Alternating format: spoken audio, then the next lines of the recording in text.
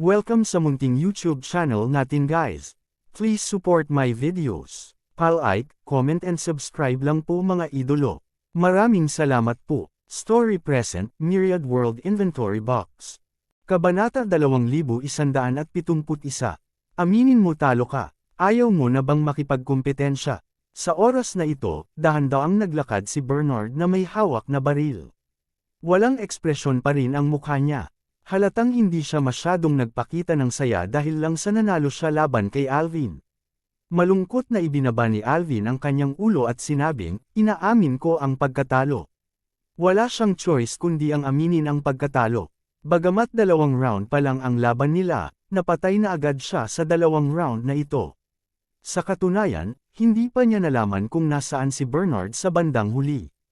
Kung nangyari ito minsan, iisipin niya na baka swerte lang ito ni Bernard, at hindi niya ito gustong tanggapin. Gayunpaman, ito ay nangyari ng 2 beses. Bukod dito, ang kalaban ay nagpaputok lamang ng 2 putok at napatay siya sa isang iglap ng 2 beses.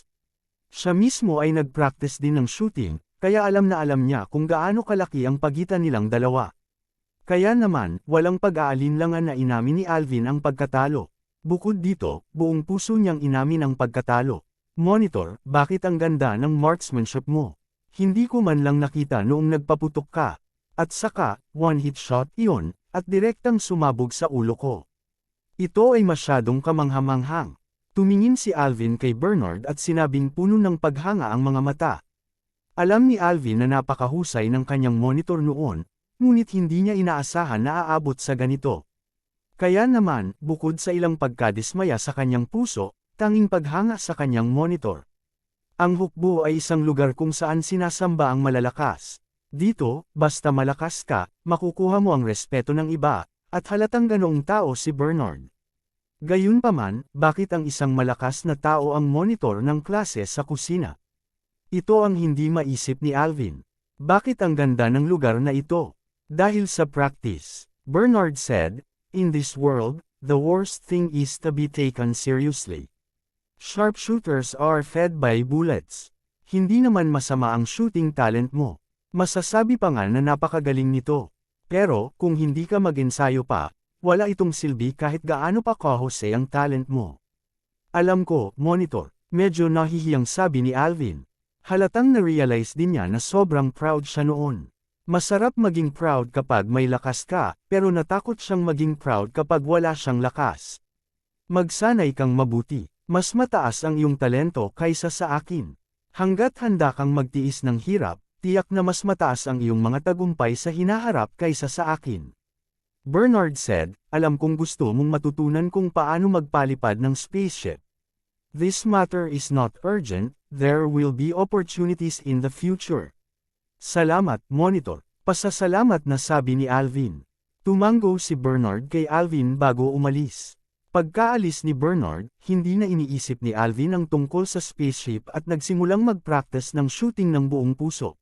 Dahil nangako sa kanya ang pinuno ng klase, naniwala siya na gugugol siya ng maraming oras sa paglipad ng spaceship sa hinaharap.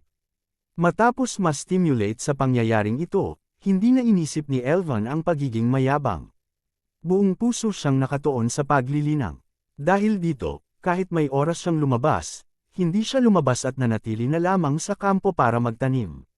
Sa kanilang opinyon, walang naging problema sa diskarte ni Alvin, lalo na si Bernard. Tuwang-tuwa siya sa paglapit ni Alvin, ngunit ito ang nagpahirap kay Angus at sa iba pa. Bagamat nabigo ang kanilang naunang plano sa paglusot, at ang lahat ng miyembro ng pangkat na nakalusot ay nalipol, at binatikos pa nga si Angus, hindi sila sumuko sa kanilang paghabol sa space-time key. Ito ay dahil ang gemstone na ito ay masyadong mahalaga sa kanila. Gayunpaman, hindi ganoon kadaling makuha ang hiyas na ito. Ngayon, matapos ang naunang insidente, halatang mas binantayan ang mga tropa ni Alvin. Angus at ang iba ay mula sa Fiery Wind Country. Sa kawalan ng digmaan, natural na walang paraan upang magpadala ng malaking bilang ng mga tropa dito.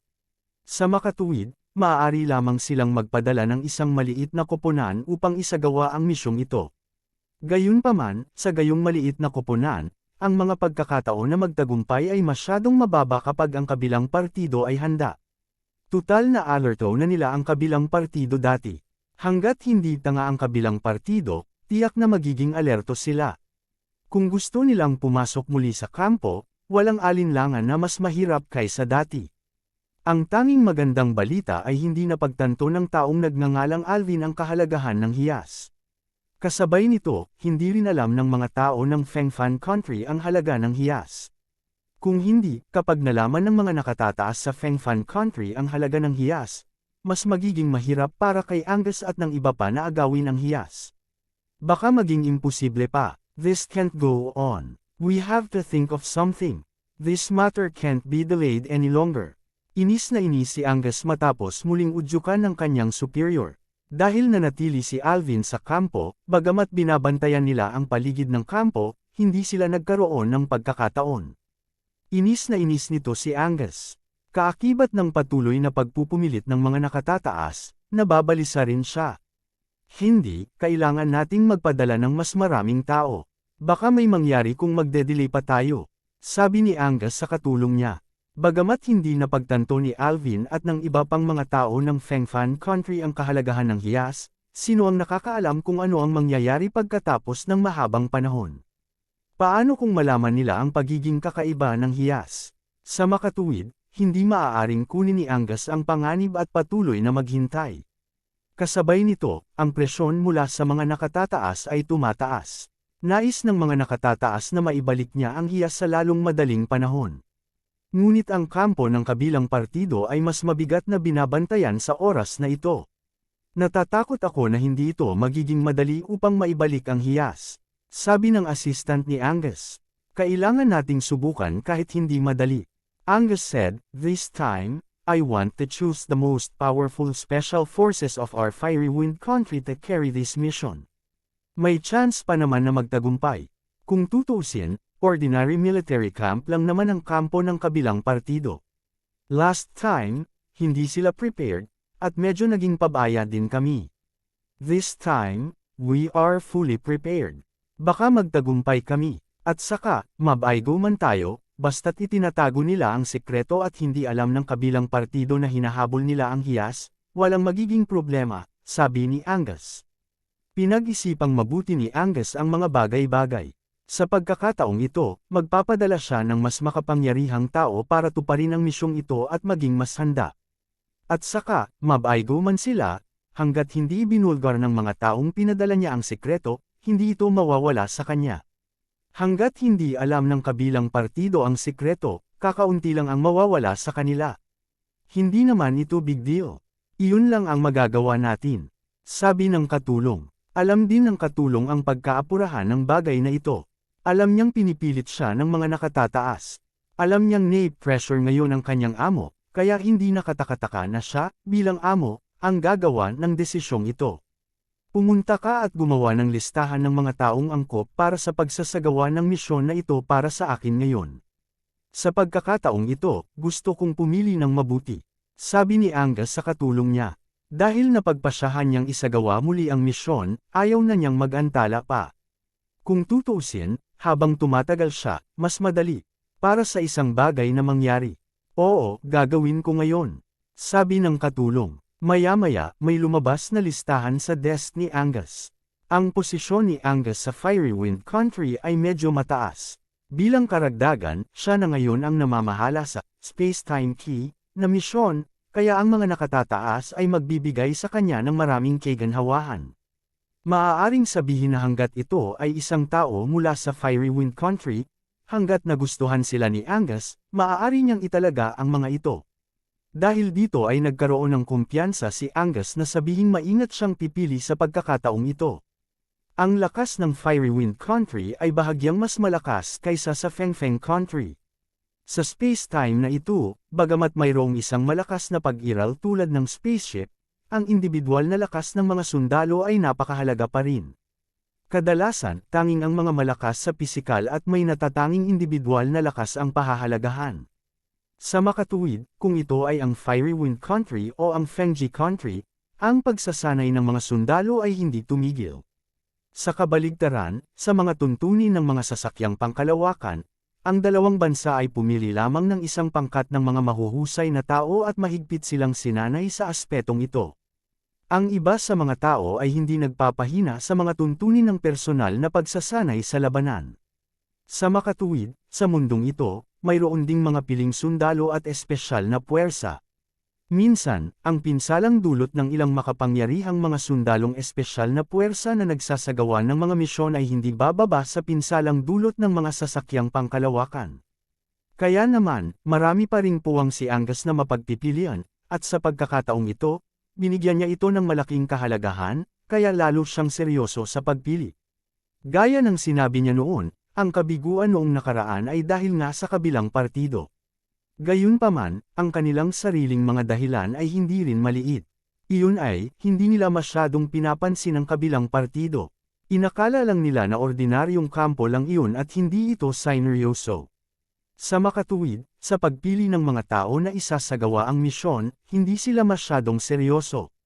Pero this time, iba na. Alam nila na ang kampo ng kabilang partido ay tila mas makapangyarihan kaysa sa isang ordinaryong kampo. Kasabay nito, dapat na mas mahigpit ang seguridad ng kabilang partido kaysa dati. Sa makatuwid, kapag sila ay napili, hindi sila maaaring maging pabaya at kailangang maging mas seryoso. Pagkatapos ng serye ng pagpili at pagsusulit, sa wakas ay pumili si Angus ng 10 kandidato. Bagamat binigyan niya ng malaking kahalagahan ang misyong ito, alam din niyang hindi magandang magkaroon ng napakaraming tao na nagsasagawa ng misyon. Kung iyon ang kaso, ito ay magiging disadvantageous para sa operasyon. Kaya naman, iginiit niya ang prinsipyong mas mahalaga ang kalidad kaysa dami. Sapat na ang 10 tao. Hanggat sila ay maingat, sila ay lubos na kumpiyansa sa pagkumpleto ng misyon. Bago umalis ang 10 tao na ito sa Fiery Wind Country, ipinaalam din sa kanila ang kahalagahan ng misyong ito. Sa makatuwid, binigyan nila ng malaking kahalagahan ang misyong ito. Remember, their mission is that gemstone. Kahit anong presyo, kailangan nilang ibalik sa akin ang gemstone na iyon. Sabi ni Angus sa mga taong iyon. Kabanata 2172. Sa puso ni Angus at marami sa mga nakatataas ng Fiery Wind Nation, ang halaga ng hiyas ay masyadong mataas. Ito ay mas mahalaga kaysa sa buhay ng mga espesyal na puwersang sundalo. Upang makuha ang hiyas, sulit na isakripisyo ang ilang tao. Oo, sabay-sabay na sagot ng 10 piling elite na sundalo. Tumango si Angus na may kasiyahan. Kung matatapos mo ang misyon sa pagkakataong ito, ginagarantiyahan ko na ang bawat isa sa iyo ay asenso ng isang ranggo. Kung ikaw ay mabaigo at mahuli, sana ay itikom mo ang iyong bibig tungkol sa misyon na ito. Anuman ang gawin ng kabilang partido, hindi mo dapat ihayag ang layunin ng misyon na ito. Naiintindihan mo ba? Naiintindihan. Sabay-sabay ulit na sagot ng lahat. Naunawaan ng mga piling taong ito ang kahalagahan ng misyong ito mula sa sandaling sila ay napili. Kung hindi, hindi pipili ang mga nakatataas sa lahat ng tropa sa bansa. Ang pagiging kakaiba sa iba pang tropa ay nagpalaki sa kanila. Mayroon din silang ganap na tiwala sa kanilang mga kakayahan. Tiwala sila na matatapos nila ang misyong ito. Alam din nila ang kahalagahan ng misyong ito. Hanggat matagumpay nilang natapos ang misyon na ito, tiyak na walang limitasyon ang kanilang pag-unlad sa hinaharap sa hukbo. Ito ay dahil alam ng marami sa mga nakatataas ang tungkol sa misyong ito. Ito ay magiging lubhang kapaki-pakinabang para sa kanilang pag-unlad sa hinaharap. Siyempre, naalala nila ang sinabi ni Angus mamaya. Malinaw, ito ay isang lihim na misyon. Hindi lamang ito kinailangang ilihim, ngunit kailangan ding ilihim sa labas ng mundo. Kung sila ay nahuli, ang tanging paraan upang itago ang sikreto ay ang magpakamatay. Pagkatapos ng lahat, walang sinuman ang makakagarantiya na maaari silang magtago ng isang lihim sa ilalim ng mahigpit na interogasyon ng Fengli Nation. Ang mga patay lamang ang maaaring magtago ng isang lihim ang pinakamahusay. Naniniwala sila na umaasa rin si Angus na gagawin nila ito. Hindi man lang niya sinabi ng malakas, "Sige, go and prepare. After you're ready, do it as soon as possible." Pagkatapos mong mag-set off, para maiwasang ma-expose, huwag kang makipag-ugnayan sa outside world, sabi ni Angus. Oo, sabay-sabay na sumaludo ang 10 sundalo. Pagkatapos, tumalikod na sila at sabay na umalis. Sa tingin mo ba ay magtagumpay sila? Tanong ni Angus pagkaalis ng 10 sundalo. Mahirap sabihin. Ang katulong na nakatayo sa tabi ni Angus ay nagsabi, ang gawaing ito ay hindi madali, lalo na kapag ang kabilang partido ay mapagbantay. Gayunpaman, ang mga taong ipinadala namin sa oras na ito ay hindi karaniwan, kaya mayroon pa ring ilang pagkakataon na magtagumpay. Tumango si Angus at bumulong sa sarili, sana maging maayos ang lahat. Masyadong mahalaga ang hiyas na iyon. Kung hindi ko ito mahanap, natatakot ako kahit na hindi ko maprotektahan ang sarili ko. Ang kahalagahan ng gemstone ay nalaman lamang ng ilan sa mga nakatataas sa Fiery Wind Country. Ito ay dahil ang usaping ito ay may kinalaman sa napakaraming tao. Si Angus ang namamahala sa paghahanap ng gemstone, kaya alam niya kung gaano kahalaga ang bagay na ito sa mga nakatataas. Kung hindi niya mahanap ang gemstone, tiyak na masisisi siya ng mga nakatataas. Wala silang pakialam kung gaano kahirap ang gawaing ito. Hanggat hindi siya gumawa ng maayos at hindi mahanap ang batong hiyas, tiyak na siya ang masisisi.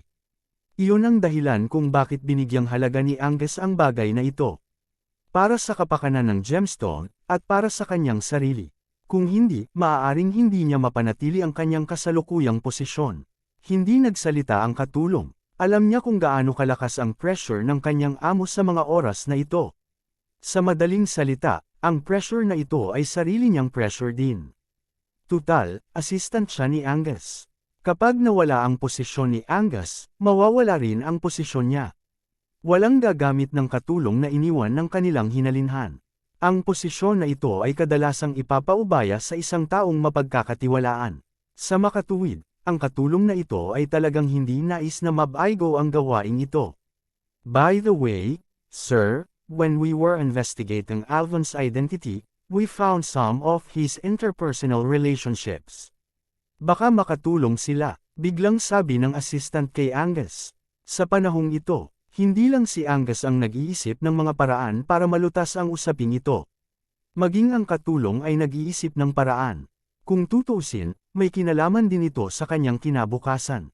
Hindi niya ito mapapansin. Noong nakaraan, pagkatapos nilang malaman na ang space-time key ay nasa kamay ni Alvin, palihim nilang inusisa ang background ni Alvin. Bagamat hindi sila taga Fengji Country, hindi masyadong mahirap na siyasatin ang background ni Alvin. Pagkatapos ng lahat, ang Fengji Country at ang Fiery Wind Country ay nagpadala ng mga especially iya sa isa't isa matagal na ang nakalipas. Hindi naging mahirap na gamitin ang mga especially iya na ito upang siyasatin ang ilang impormasyon. Sa makatuwid, hindi masyadong mahirap na siyasatin ang ilang background ni Alvin. Ano ang sitwasyon? Tanong ni Angus. Ngayon, hanggat nakakatulong ito sa gawain, hindi siya maglalakas loob na baliwalain ito. Ulila ang Alvin na iyon. Bata pa lang siya nawala ng mga magulang. Nagtrabaho siya bilang isang kuli sa pantalan para mabuhay, sabi ng katulong. Alam ko ang lahat ng ito, putol ni Angus. May mabuting kaibigan si Alvin na nagngangalang Bill. Naglilingkod din siya sa hukbo ng Fengji Country. Mabilis na iniba ng assistant ang topic. Maganda ang relasyon ng dalawa. Kung magagamit natin si Bill para akitin si Alvin palabas ng barracks, napakataas pa rin ang posibilidad na magtagumpay ang ating misyon. Saglit na nag-isip si Angus. Iyon talaga ang nangyari. Pakiramdam nila ay mataas ang kahirapan dahil si Alvin ay nananatili sa kwartel at napapaligiran ng maraming sundalo. Napakahirap para sa kanila na pumasok, patayin si Alvin, at nakawin ang hiyas.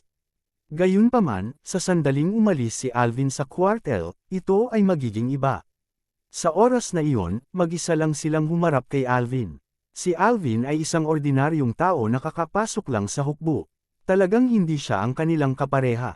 Ang sinuman sa kanilang koponan ay madaling maalis si Alvin at nakawin ang hiyas mula sa kanya. Sa makatuwid, hanggat maaari nilang mailabas si Alvin sa kwartel, ang kanilang misyon ay higit sa kalahating matagumpay. Ang problema, mukhang walang balak umalis ng barak si Alvin. Ito ang kanilang sakit ng ulo. At ang taong nagngangalang Bill ay kaibigan ni Alvin. Kung yayain siya ng isang mabuting kaibigan para sa isang pagtitipon, tiyak na hindi tatanggi si Alvin. Gayunpaman, hindi kami pamilyar sa Bill na iyon. Magkaibigan sila ni Alvin. Tutulungan niya ba kami? Sabi ni Angus. we can tempt or threaten. In short, we can think of a way to try, the assistant said. Sa katunayan, hindi siya masyadong sigurado tungkol dito. Iba si Bill kay Alvin. Aalis siya sa barracks, kaya nagkaroon pa sila ng pagkakataon na makipag-ugnayan kay Bill. Gayunpaman, kahit na makipag-ugnayan sila kay Bill, maaaring hindi nila ito makuhang makipagtulungan sa kanila. Ang pagpatay kay Bill ay magiging madali, ngunit ang gusto nila ay hindi ang buhay ni Bill, kundi ang pakikipagtulungan ni Bill. Mahirap akitin si Arvin. Baka money grubber yung taong yun, o baka naman yung taong takot sa kamatayan. Anyway, we can all try.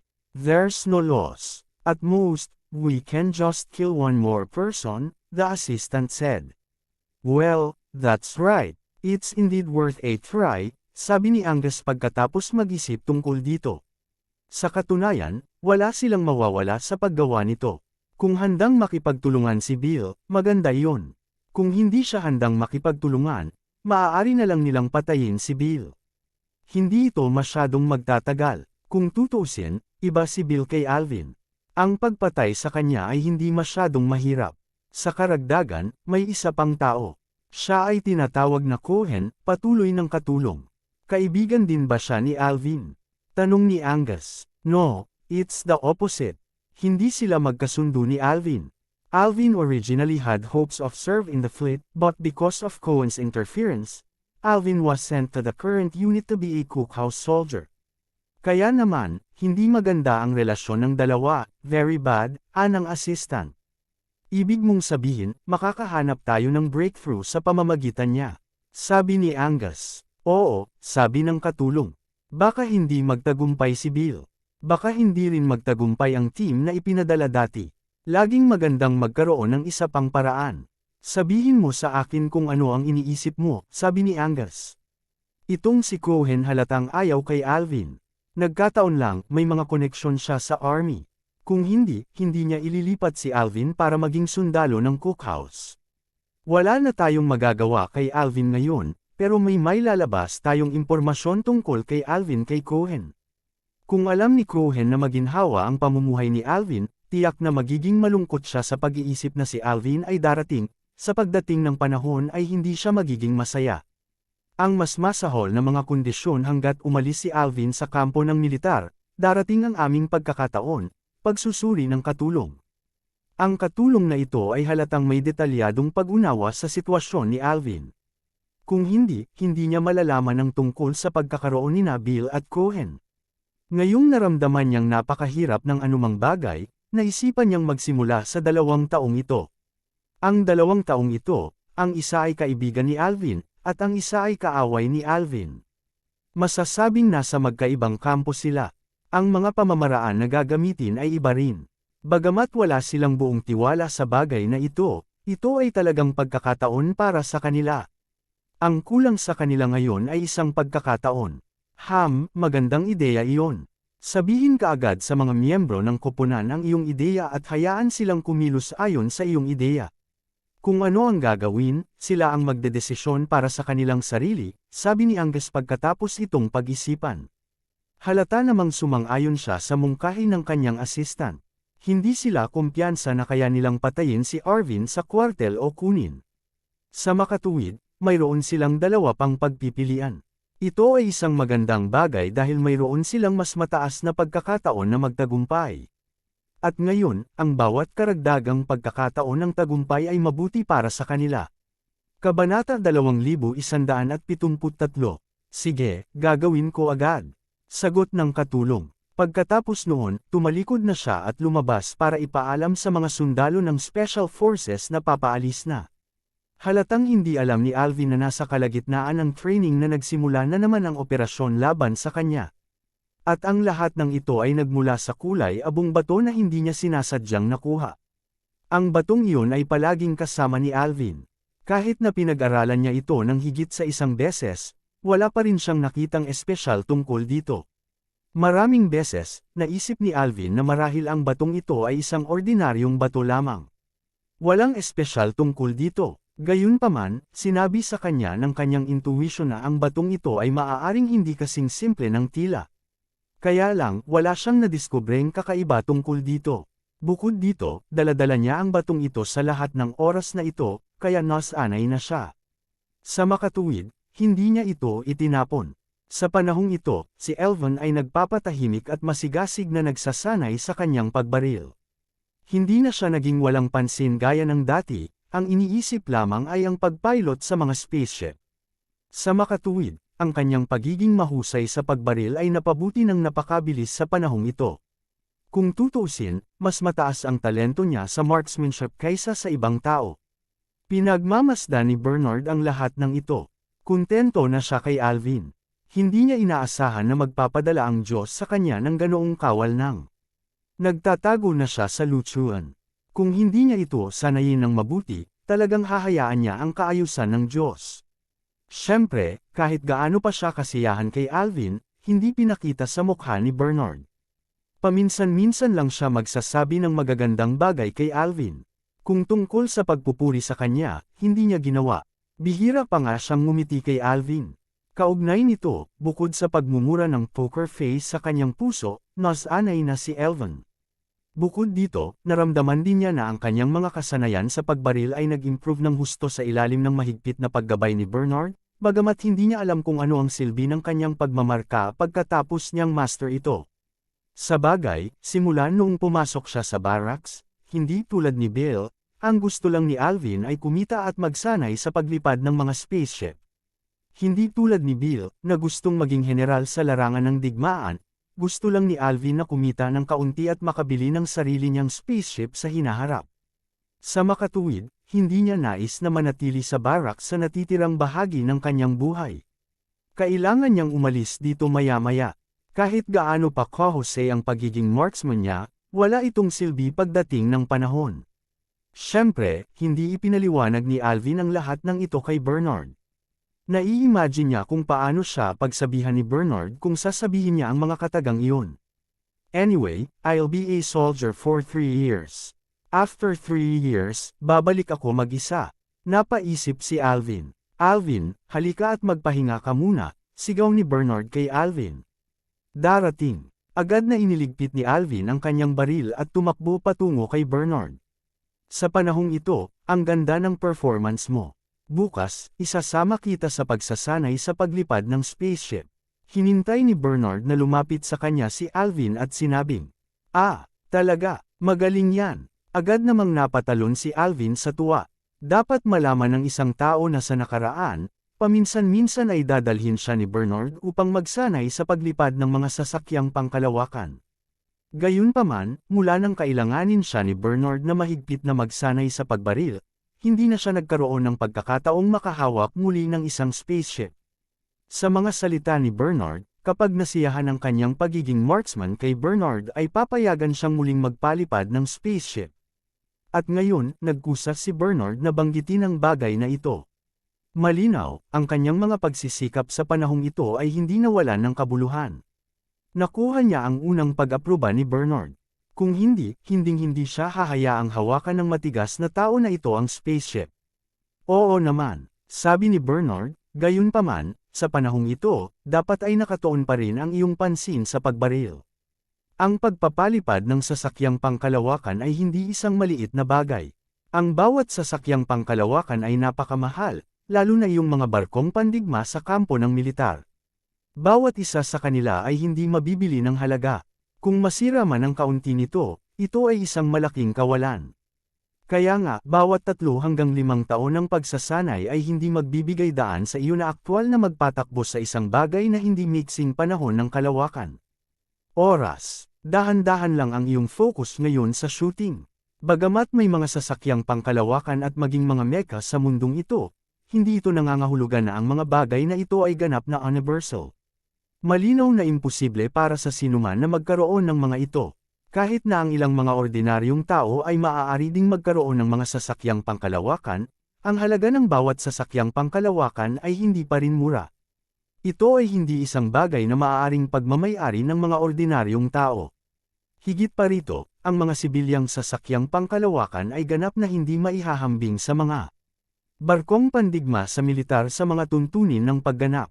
Gayunpaman, ang mga sasakyang pangkalawakan na iyon ay hindi mabibili ng sinuman. Kung hindi, hindi ito ang habambuhay na pangarap ni Alvin. Ang mga barkong pandigma na iyon sa militar ay may mga misyon sa pakikipaglaban.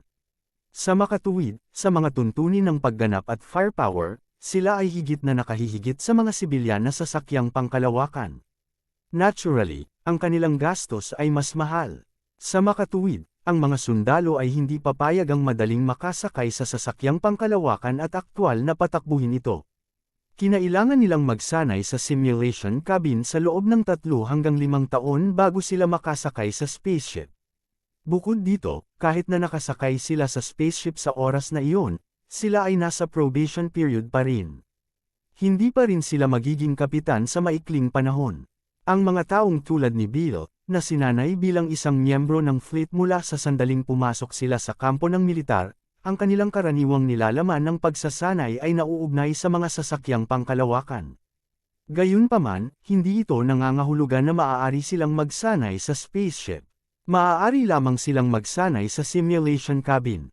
Ganon din si Alvin. Ginugol niya ngayon ang karamihan sa kanyang oras sa pagsasanay sa simulation cabin. Paminsan-minsan lang siyang pumupunta sa spaceship, at ito ay dahil kay Bernard. Hindi alam ni Alvin ang tiyak na pagkakakilanlan ni Bernard, ngunit nang makita niyang magalang ang general kay Bernard, alam ni Alvin na dapat maging pambihira ang pagkakakilanlan ni Bernard. Dahil dito ay nagkaroon ng pagkakataon si Alvin na magsanay sa isang tunay na sasakyang pangkalawakan. Siyempre, hindi rin marami ang gayong mga pagkakataon. Kadalasan, nagsasanay pa rin siya sa simulation cabin. Gayunpaman, kahit na nagsasanay siya sa simulation cabin, labis na nasisiyahan si Alvin. Alam din niyang newbie pa lang siya sa spaceship piloting. Ang padalos-dalos na pagsakay sa sasakyang pangalangaang at aktwal na pagpapatakbo nito ay hindi naman isang magandang bagay. Ang mas ikinatuwa ni Alvin ay sinasanay siya ni Bernard bilang kapitan. Dapat malaman ng isang tao na mayroong maraming posisyon sa isang sasakyang pangalangaang, tulad ng mga tagabantay, mga gunner, mga marino sa barko, at kahit na mga simpleng handyman. Ang isang barkong pandigma ay maaaring magkaroon ng libu-libong tao, ngunit mayroon lamang isang kapitan. Bagamat sinasanay na ni Bill at ng iba pa ang lahat ng kaalaman tungkol sa mga sasakyang pangkalawakan mula pa sa simula, hindi lahat ay maaaring maging isang kapitan. Sa pangkalahatan, pagkatapos ng 2 hanggang 3 taon ng pagsasanay, ang mga natitirang tauhan ay pipiliin at kukumpirmahin bilang mga kandidato para sa kapitan. Noon lamang sila maaaring sanayin bilang mga kapitan. Pero iba ngayon si Alvin. Sinasanay na siya ni Bernard bilang kapitan mula pa noong una. Mabilis itong natuklasan ni Alvin at tuwang-tuwa ito. Bagamat masasabing kahit natutunan niya ang lahat ng kaalaman tungkol sa pagiging kapitan, malamang na hindi siya magkakaroon ng pagkakataong mag-pilot ng spaceship sa hukbo. Kung tutuusin, isa lang siyang sundalo ng cookhouse.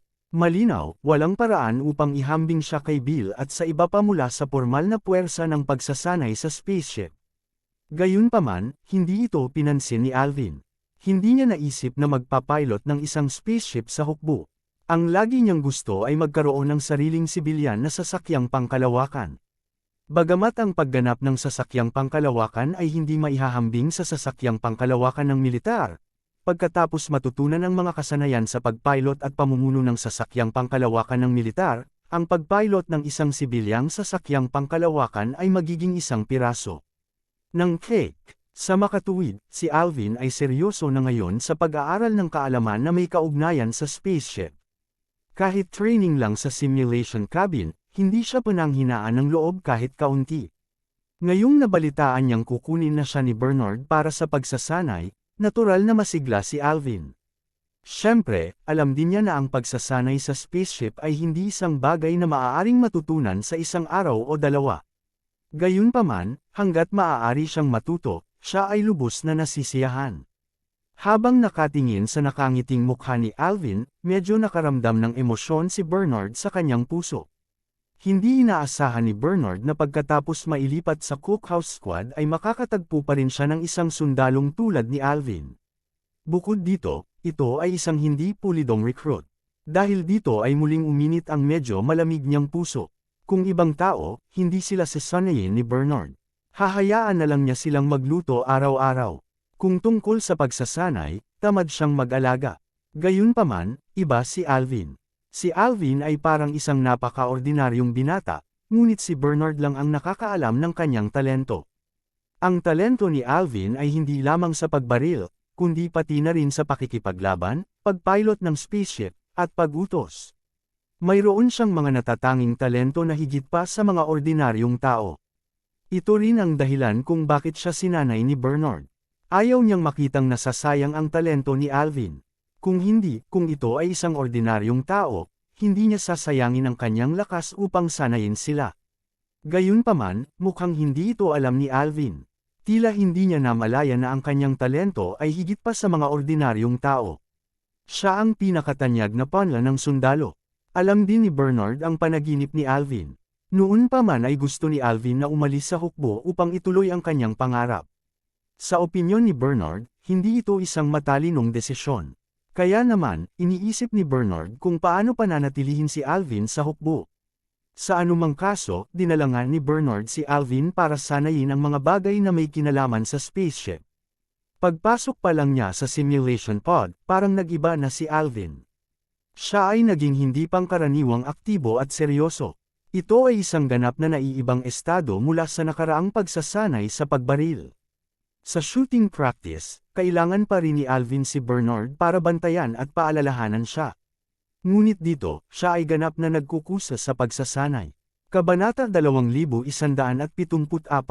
Sa space-time na ito, ang teknolohiya sa paggawa ng mga spaceship ay napaka-advanced na.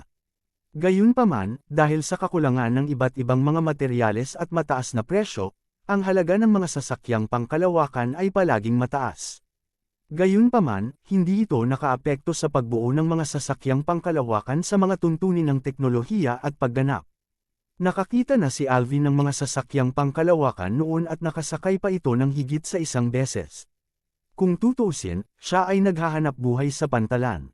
Ang mga interstellar scavenger na iyon at ilang negosyante ay lahat ay may sariling mga sasakyang pangkalawakan. Si Alvin ay nakasakay din sa mga spaceship na iyon ng higit sa isang beses upang magdala ng mga kalakal. Gayunpaman, bago siya sumali sa hukbo, nakakita lamang siya ng mga sibilyan na sasakyang pangkalawakan. Hanggang sa sumapi siya sa hukbo ay nagkaroon siya ng pagkakataong sumakay sa isang sasakyang pangkalawakan ng militar. Kitang-kita pa rin ang pagkakaiba ng dalawa. Una sa lahat, sa mga tuntunin ng teknolohiya, ang mga sasakyang pangkalawakan ng militar ay malinaw na may mas malaking kalamangan sa mga tuntunin ng teknolohiya. Ang kanilang iba't ibang mga pagtatanghal ay higit na nakahihigit sa mga sibilyan na sasakyang pangkalawakan. Pangalawa, sa mga tuntunin ng mga armas at kagamitan, nauna din sila sa mga sibilyan na sasakyang pangkalawakan. Ang mga sasakyang pangkalawakan ng sibilyan ay maaari ding nilagyan ng mga sandata, lalo na yaong sa mga interstellar scavenger. Sila ay lilipad sa kalawakan sa loob ng mahabang panahon at makakatagpo ng ilang interstellar bandits. Malinaw na imposible ang walang armas. Gayunpaman, ang mga sandata sa mga sibilyan na sasakyang pangkalawakan ay malinaw na hindi maihahambing sa mga nasa sasakyang pangkalawakan ng militar. Nagkaroon ng malaking gap sa pagitan ng dalawa. Sa panahong ito, ginamit din ni Alvin ang ilang mga pagkakataon na mayroon siya sa pagsakay sa mga sasakyang pangkalawakan upang maging pamilyar sa mga armas at iba pang kagamitan sa mga sasakyang pangkalawakan ng militar. Si Alvin ay likas na may talino sa pagpilot at pag-uuto sa mga sasakyang pangkalawakan. Higit pa rito, siya ay napaka-interesado sa mga sasakyang pangkalawakan. Sa makatuwid, nakakuha si Alvin ng isang mahusay na pag-unawa sa mga sasakyang pangkalawakan ng militar sa ilang beses na siya ay sumakay sa mga sasakyang pangkalawakan. Naniniwala siya na hanggat pamilyar siya sa iba't ibang mga operasyon ng mga sasakyang pangkalawakan ng militar na ito, magiging mas madali para sa kanya na mag-pilot ng mga sibilyang sasakyang pangkalawakan sa hinaharap. Palaging nararamdaman ni Alvin na ang oras na ginugol sa pagsasanay sa spaceship ay mabilis na lumipas. Isang araw ang lumipas ng napakabilis. Bagamat nakakulong siya sa maliit na simulation chamber, hindi naramdaman ni Alvin ang kahit katiting na iritasyon. Sa kabaligtaran, nang paalalahanan siya ni Bernard na bumalik, naramdaman pa rin niya na hindi pa siya sapat. Monitor, kailan tayo pupunta ulit dito? Tanong ni Alvin kay Bernard pabalik. As long as your archery meet my requirements, pwede kang pumunta dito araw-araw, sabi ni Bernard. Napatitig siya sa umaasang si Alvin at sinabing, the premise is that you can meet my requirements. Don't worry, class monitor. Magsisipag ako sa pag-practice ng shooting. I'm sure malapit na akong mamit ang mga requirements mo, ani Alvin. Upang magkaroon ng higit na pakikipag-ugnayan sa pagsasanay sa spaceship, hindi inisip ni Elvan na mag-invest ng mas maraming enerhiya sa pagsasanay sa pagbaril, bagamat hindi pa rin niya naramdaman na may pakinabang ang kanyang pagsasanay sa pagbaril.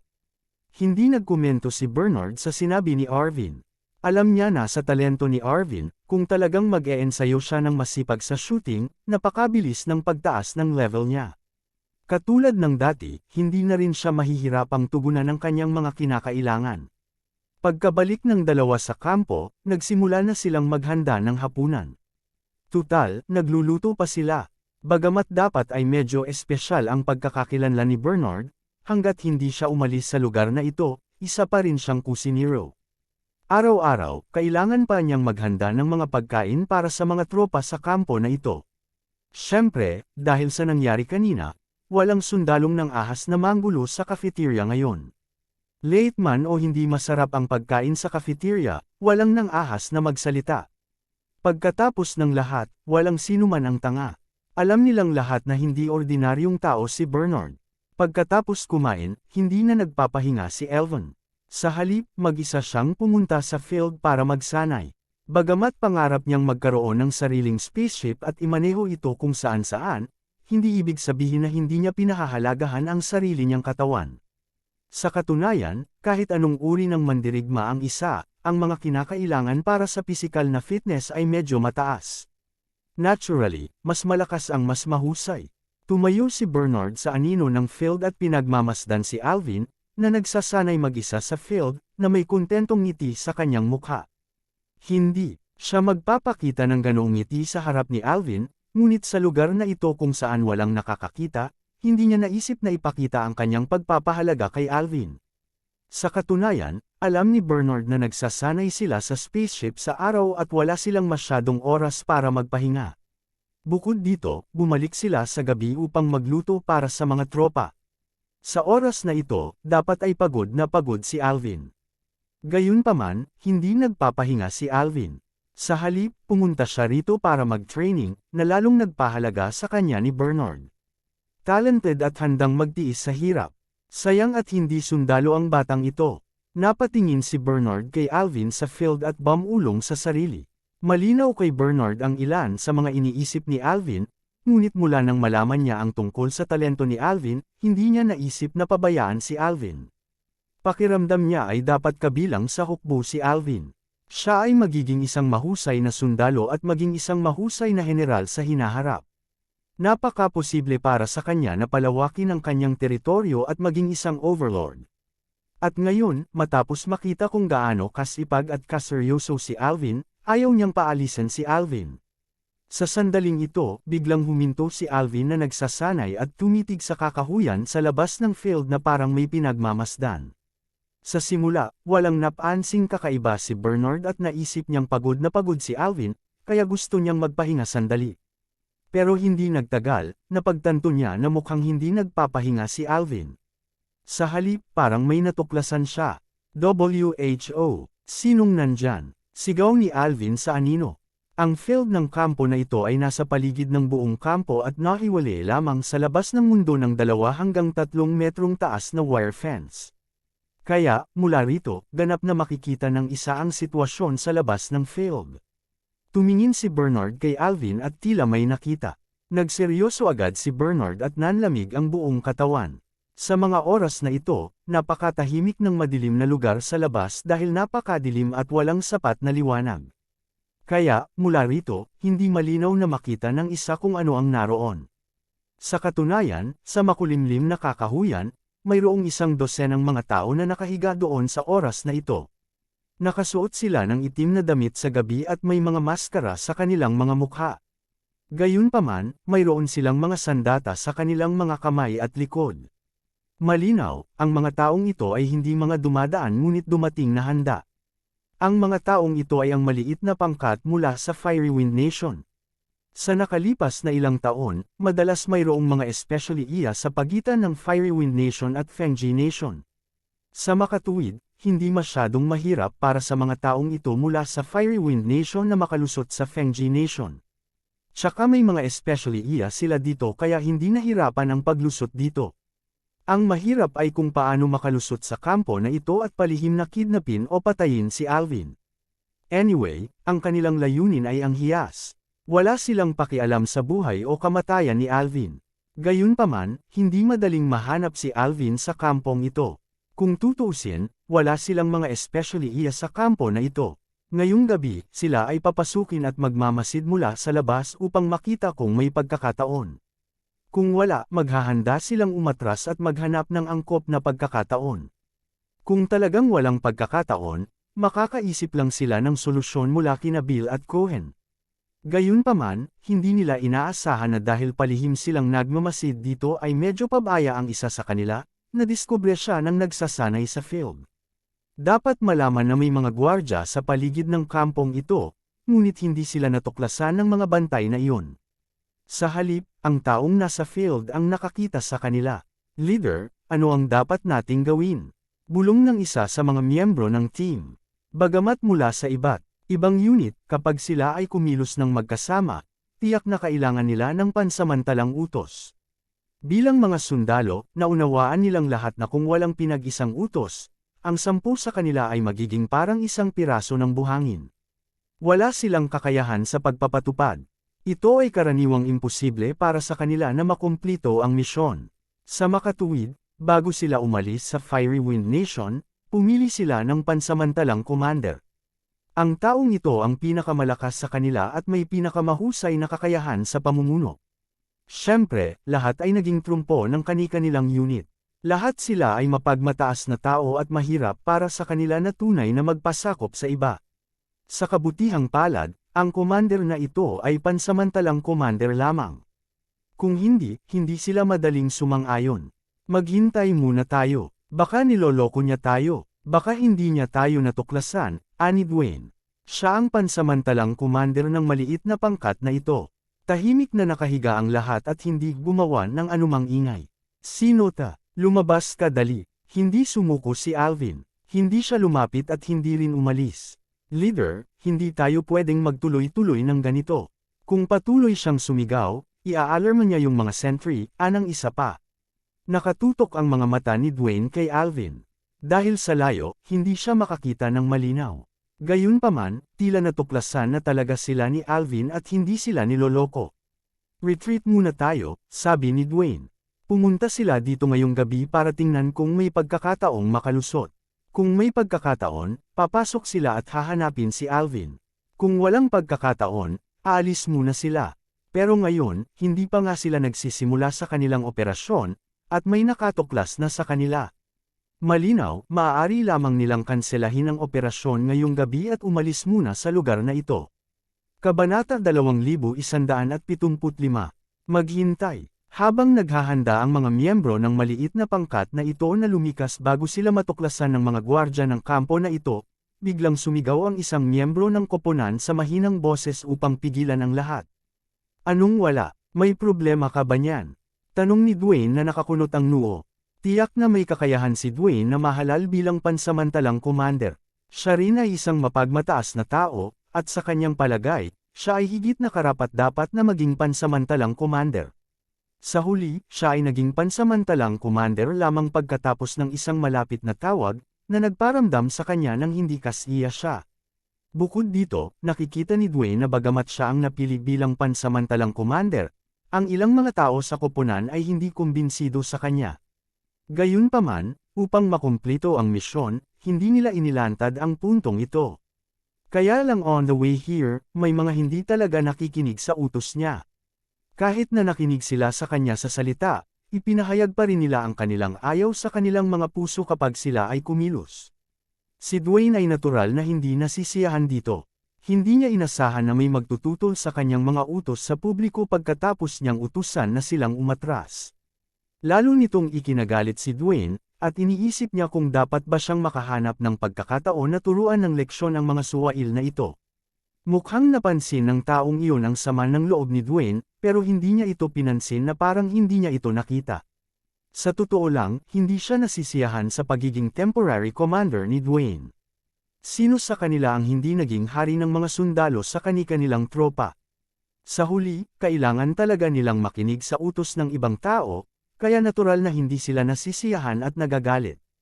Kung hindi dahil sa misyon, hinamon pa nila si Dwayne ng away. Gayunpaman, sa pagkakataong ito, hindi siya nagsalita para pabulaanan ang pagmamataas ni Dwayne, ngunit dahil nakagawa siya ng iba pang mga natuklasan. Tingnan mo, hindi ba ang taong iyon sa field ay mukhang target natin ngayon? Tinuro ng nagsalita si Alvin na nakatingin pa rin sa kanila. Ang kanilang target sa pagkakataong ito ay ang hiyas na space-time key, ngunit ito ay kay Elvin pa rin. Kaya naman, kailangan muna nilang hanapin si Elvin kung gusto nilang agawin ito. Kaya naman, hindi masamang sabihin na si Elvin ang kanilang pakay. Nang marinig ng iba ang kanyang sinabi, agad silang tumalikod at humiga sa lupa, maingat na tinitingnan ang nasa field. Maging si Dwayne ay walang kitaliwasan. Sa oras na ito, wala siyang pakialam sa sama ng loob niya sa sundalong iyon. Ang pagkumpleto ng misyon ay ang pinakamahalagang bagay. Hanggat natapos nila ang mahalagang misyon na ito, nakatakda silang magkaroon ng isang meteoric na pagtaas sa hinaharap. Kung hindi nila makumplito ang misyon, maaapektuhan ang kanilang kinabukasan. Ang mga miyembro ng pangkat na ito ay napakalinaw tungkol dito. Sa makatuwid, kahit na hindi sila nasisiyahan sa pagiging pansamantalang commander ni Dwayne, hindi sila gagawa ng eksena sa oras na ito. Kung tutuusin, masyadong mahalaga ang misyong ito. Ganon din si Dwayne. Gustuhin man niyang turuan ng leksyon ang mga taong ito, gagawin lang niya ito pagkatapos makumplito ang misyon na ito. Naunawaan ng lahat na ang pinakamahalagang bagay ngayon ay ang makumplito ang misyon. Bago pumunta dito, natural na nakita ng lahat ang larawan ni Elvin mula sa Angus. Nang hindi alam kung ano ang hitsura ni Elvin, hindi nila maisegawa ang misyon. Sa makatuwid, malinaw na alam ng lahat kung ano ang hitsura ni Elvin sa kanilang isipan. Sa sandaling ito, gusto ni Elvin na makita kung ano ang nangyayari sa maliit na gubat na ito, kaya hindi niya napigil ang maglakad papunta dito. Sa ganitong paraan, mas malapit siya kay Dwayne at sa iba pa. Sa sandaling ito, kitang-kita ni Dwayne at ng iba pa ang hitsura ng taong iyon. Pagkakita pa lang nila sa itsura ni Elvin ay bahagyang natuwa si Dwayne at ang iba pa. Bago pumunta dito, nalaman nila ang hirap ng misyong ito kay Angus. Naghanda sila sa pag-iisip at narito lamang upang tingnan ang lugar ngayong gabi. Gayunpaman, hindi nila inasahan na ang taong random nilang nakabangga dito ay talagang pakay nila. Ito ay masyadong nagkataon. Higit sa lahat, hindi malayo sa kanila si Arvin sa sandaling ito. At the same time, walang ibang tao bukod kay Arvin. Si Arvin lang ang nandoon. Talagang tinutulungan tayo ng langit. Excited na naisip ng lahat. Para bang nakikita na nila ang kanilang sarili sa pagkumpleto ng misyon at pinupuri ni Angus at ng iba pang malalaking shot. Maliwanag din ang kanilang kinabukasan. Siya yun, confident na sabi ni Dwayne matapos itong kumpirmahin ng ilang beses. Hindi naman siya pinabulaanan ng iba dahil nakilala na rin nila ang pagkakakilanlan ni Elvin sa sandaling ito. Ang swerte namin talaga. We actually managed to meet the target so smoothly, said one of the team members, unconsciously revealing a smile on his face. Dahil natagpuan nila ang target sa ganoong sitwasyon, naramdaman nila na ang misyon na ito ay higit sa kalahating natapos. Puntahan mo, ibaba mo ang pakay at umalis ka kaagad. Napatingin si Dwayne kay Elvin at bumulong sa mga tao sa paligid niya. Ang kasalukuyang sitwasyon ay malinaw na angkop para sa kanilang operasyon. Nasa harapan nila ang target, at iisa lang ang tao. Kumpiyansa sila na kaya nilang dukutin si Elvin bago mag-react ang iba sa campsite na ito. Hanggat dinukot nila si Elvin, tiyak na malalaman nila ang kinaroroonan ng hiyas mula sa kanya. Pagkatapos, ang iba pang bagay ay magiging simple.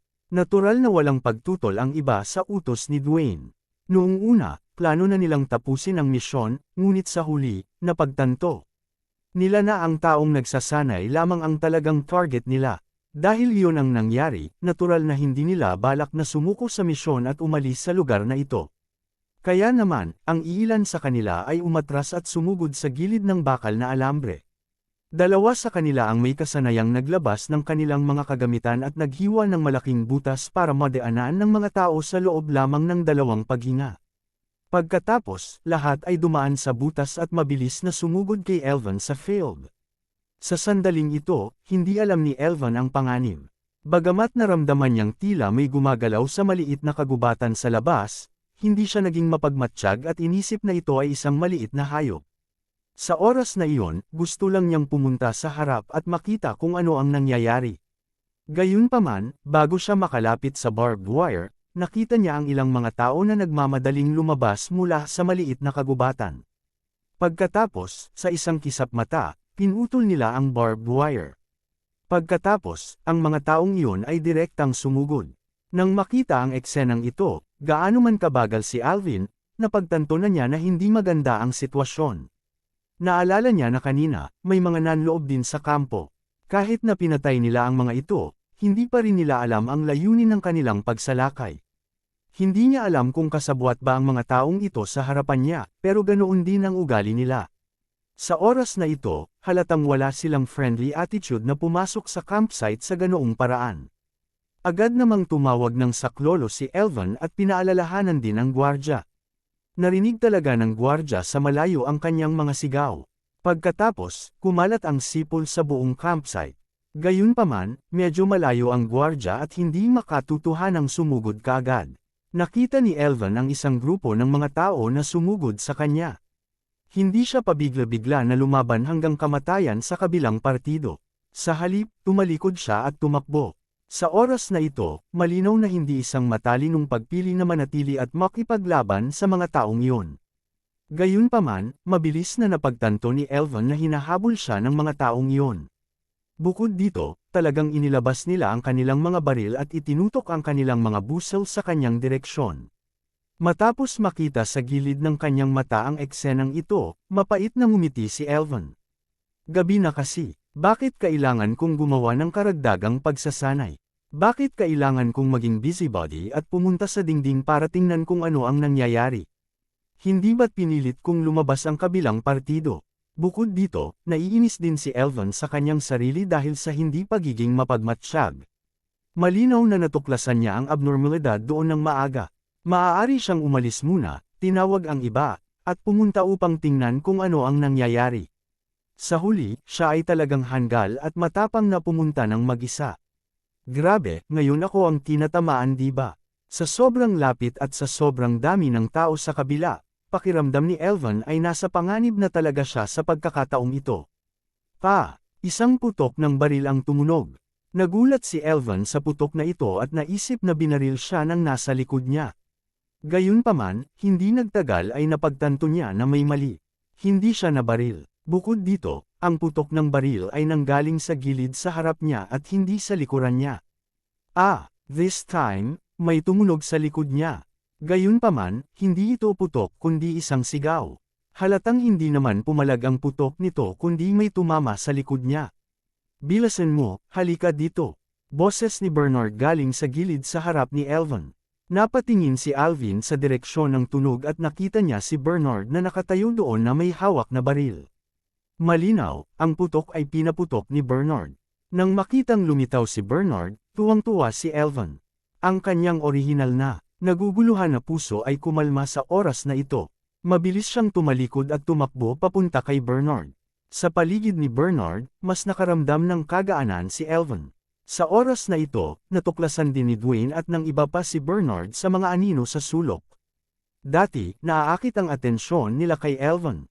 Pagkatapos ng lahat, natagpuan nila ang kanilang target sa isang iglap. Tsaka sobrang lapit lang nito at walang tao sa paligid. Siyempre, gusto nilang mahuli si Elvan sa lalong madaling panahon. Sa makatuwid, hindi nila naobserbahan ng mabuti ang kapaligiran sa paligid. Bilang karagdagan, ang lugar kung saan naroon si Bernard ay nasa anino ng sulok. Dahil dito, hindi napansin ni Dwayne at ng iba pa si Bernard noon. At ngayon, natural na alam nila ang tungkol dito. Isa sa kanila ang nasugatan ni Bernard. Kabanata 2176. Kanina pa pinapanood ni Bernard ang pagsasanay ni Alvin. Dahil sa layo at anggulo, hindi niya nadiskubre ng maaga ang grupo ng mga tao sa labas ng barbed wire. Gayunpaman, naalerto siya sa abnormalidad ni Alvin. Alam niya na si Alvin ay hindi lamang matalino sa pagbaril at pagpilot ng mga spaceship, ngunit mahusay din siya sa pagmamasid at intuition. Kaya naman, nang makita ni Bernard ang hitsura ni Alvin, alam niyang maaaring may natuklasan siya. Kaya naman pinagmasdan niyang mabuti si Alvin. Kaya naman, nang lumitaw si Dwayne at ang iba pa, natuklasan din niya ang mga ito. Si Alvin ay hindi maaaring magdala ng baril sa lahat ng oras, ngunit ito ay hindi isang malaking problema para kay Bernard. Sa katunayan, laging may hawak na pistol si Bernard sa lahat ng oras. Ito ay isang ugali na binuo niya sa paglipas ng mga taon, at ang ugali na ito ay nagligtas sa buhay ni Alvin ngayon. Nandito siya. Tinuro ng isang miyembro ng team ni Dwayne si Bernard at sinabing, "Huwag mo siyang alalahanin sa ngayon." Tumingin din si Dwayne kay Bernard at sinabing, "Hulihin muna natin ang target." Sa di kalayuan ay nagising na ang buong kampo sa katahimikan dahil sa naunang sipol at mga putok ng baril ni Bernard. Parami ng parami ang mga sundalong nagsimulang sumugod. Kaya naman, alam ni Dwayne na wala na silang mahabang oras. Imposibleng mahuli si Alvin ng tahimik, kaya nagpasya silang huwag nang magtago. Hanggat nahuli nila si Alvin, baliwala lang kahit na maalarma ang mga tao sa kampo. Nang marinig ang utos ni Dwayne, naglabas din ng baril ang kanyang mga nasasakupan at tinutukan si Alvin.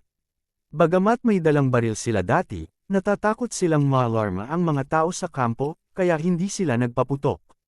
Hindi sila magpapaputok maliban kung ito ay talagang kinakailangan. Ngayon, naisip nila na ito ay talagang kinakailangan. Sa mga oras na ito, kung hindi sila bumaril, malamang na tumakas si Alvin. Gayunpaman, marami pa rin silang hindi alam tungkol kay Alvin. Lumaki si Alvin na kumakain mula sa daan-daang pamilya. Nang maglaon, siya ay naging pulubi pa ng ilang panahon at hinabol at binugbog ng iba. Kaya naman, marami siyang karanasan sa pagtakas. Hindi lamang siya mabilis, ngunit alam din niya kung paano magmanyobra kapag siya ay tumakbo. Ito ay direktang naging sanhi ng hindi gaanong epekto sa kanya ni Dwayne at ng iba pa. Baliw ba ang lalaking ito? Bakit ang dulas niya? Sabi ng isang miyembro ng team ni Dwayne. Sa katunayan, ang kanilang pagiging ma'am-arka ay hindi masama. Tsaka hindi naman sila masyadong malayo kay Alvin. Kaya naman malaki ang tiwala nila na kaya nilang tamaan si Alvin. Gayunpaman, pagkatapos ng napakaraming bala, buhay pa rin si Alvin at sumipa sa harap nila at tumakbo palayo. Kailangang malaman ng isa na ang mga tao sa kampo ay naalarma sa oras na ito at tumatakbo patungo sa kanila. Kung hindi sila nagmamadali, hindi sila magkakaroon ng pagkakataon. Walang sinabi si Dwayne. Hinabol niya si Alvin habang mahinahong nagpapaputok. Sa oras na ito, pumasok ang kalmadong ugali ni Dwayne. Bagamat hindi pa nila natatamaan si Alvin, si Dwayne ay hindi kasing impatient ng iba pang miyembro ng team. He continued to fire methodically, nakatutok ang mga mata sa likod ni Alvin. Ito rin ang dahilan kung bakit inayos ng mga nakatataas na si Dwayne ang maging pansamantalang commander. Ang bawat isa ay pare-pareho sa mga tuntunin ng lakas. Sa sitwasyong ito, napakahalaga ng mentalidad at maliwanag na may kalamangan si Dwayne sa aspetong ito. Isa pang putok ng baril ang pinaputukan ni Dwayne. Hindi tulad ng dati, kapag lumipad ang bala na ito, naramdaman ni Dwayne na hindi babalik nang walang dala ang bala nito tulad ng mga nauna. Pakiramdam niya ay maaaring tumama ang bala niya kay Alvin. Sure enough, pagkalabas ng bala ay biglang sumuray-suray si Alvin na nasa unahan at muntik nang mahulog sa lupa. Gayunpaman, bagamat hindi siya nahulog, ang bilis ng kanyang pagtakbo ay halatang mas mabagal at ang kanyang mga galaw ay hindi na kasing liksi ng dati. Nataman siya. Nang makita ng mga miyembro ng 10-man team, kasama si Dwayne, ang sitwasyon ni Alvin, alam nilang nataman ito. Ang lugar kung saan siya nataman ay dapat ang kanyang kaliwang binti. Makikitang hindi na kasing liksi ng dati ang kaliwang paa ni Alvin. Habang palihim na hinahangaan si Dwayne, ang iba pang miyembro ng koponan ay hindi na nanadjust at nagbulang-bulungan. Mabilis silang naghanda para barilin si Alvin. Ayaw nilang patayin si Alvin. Kung iyon ang kaso, hindi nila mahahanap ang space-time key. Hindi mahalaga ang buhay ni Alvin. Hindi mahalaga kung siya ay namatay o hindi. Ang gusto nila ay ang hiyas. Sa makatuwid, hindi nila maaaring hayaang mamatay si Alvin bago nila makuha ang hiyas. Kaya naman, ang iba, tulad ni Dwayne, ay pinuntirya ang mga binti ni Alvin. Mas mabagal ang mga galaw ni Alvin kaysa kanina. Bukod dito, ang mga tao mula sa Fiery Wind Nation ay may mahusay na pagmamarka. Kaya naman sa isang kisap mata ay nabaril na naman ang magkabilang paa niya. Si Alvin, na 3 sunod-sunod na binaril, ay tuluyan ng nakahandusay sa lupa. Hindi niya may tuloy ang pagtakbo. Ang tanging magagawa niya ay ang patuloy na ipagdasal na iligtas siya ni Bernard habang umiiyak sa dalamhati. Nang makita ni Dwayne at ng iba pa na bumagsak si Alvin sa lupa at hindi na tumatakas, tumigil sila sa pagbaril. Sa halip, tumakbo sila patungo kay Alvin sa pagtatangkang mahuli itong buhay. Sa panahong ito, hindi sumuko si Bernard sa pagbaril. Ang kanyang mga kasanayan sa pagbaril ay hindi mababa. Sa panahong ito, muli niyang nasaktan ang isang tao mula sa pangkat ni Dwayne. Gayunpaman, bago dumating si Dwayne at ang iba pa, paulit-ulit silang pinaalalahanan ni Angus na kunin ang hiyas sa lahat ng paraan. Sa makatuwid, kahit na may nasugatan, si Dwayne at ang iba pa ay walang balak na sumuko. Sa totoo lang, hindi man lang nila pinansin si Bernard. Sa halip, nagpatuloy sila sa pagbaril kay Alvin. Effective ang shooting nila, at nasa lupa na si Alvin. Masasabi rin ni Bernard na tila pinupuntirya ng mga taong ito si Alvin at determinado silang hulihin siya. Sa makatuwid, pagkatapos matuklasan ito, lumipat si Bernard patungo kay Alvin habang binabaril si Dwayne at ang iba pa. Ang magkabilang panig ay may parehong layunin na lumipat patungo kay Alvin. Pero halata namang mas malapit si Dwayne at ang iba kay Alvin. Si Dwayne at ang iba ay nakahinga ng maluwag sa kanilang mga puso.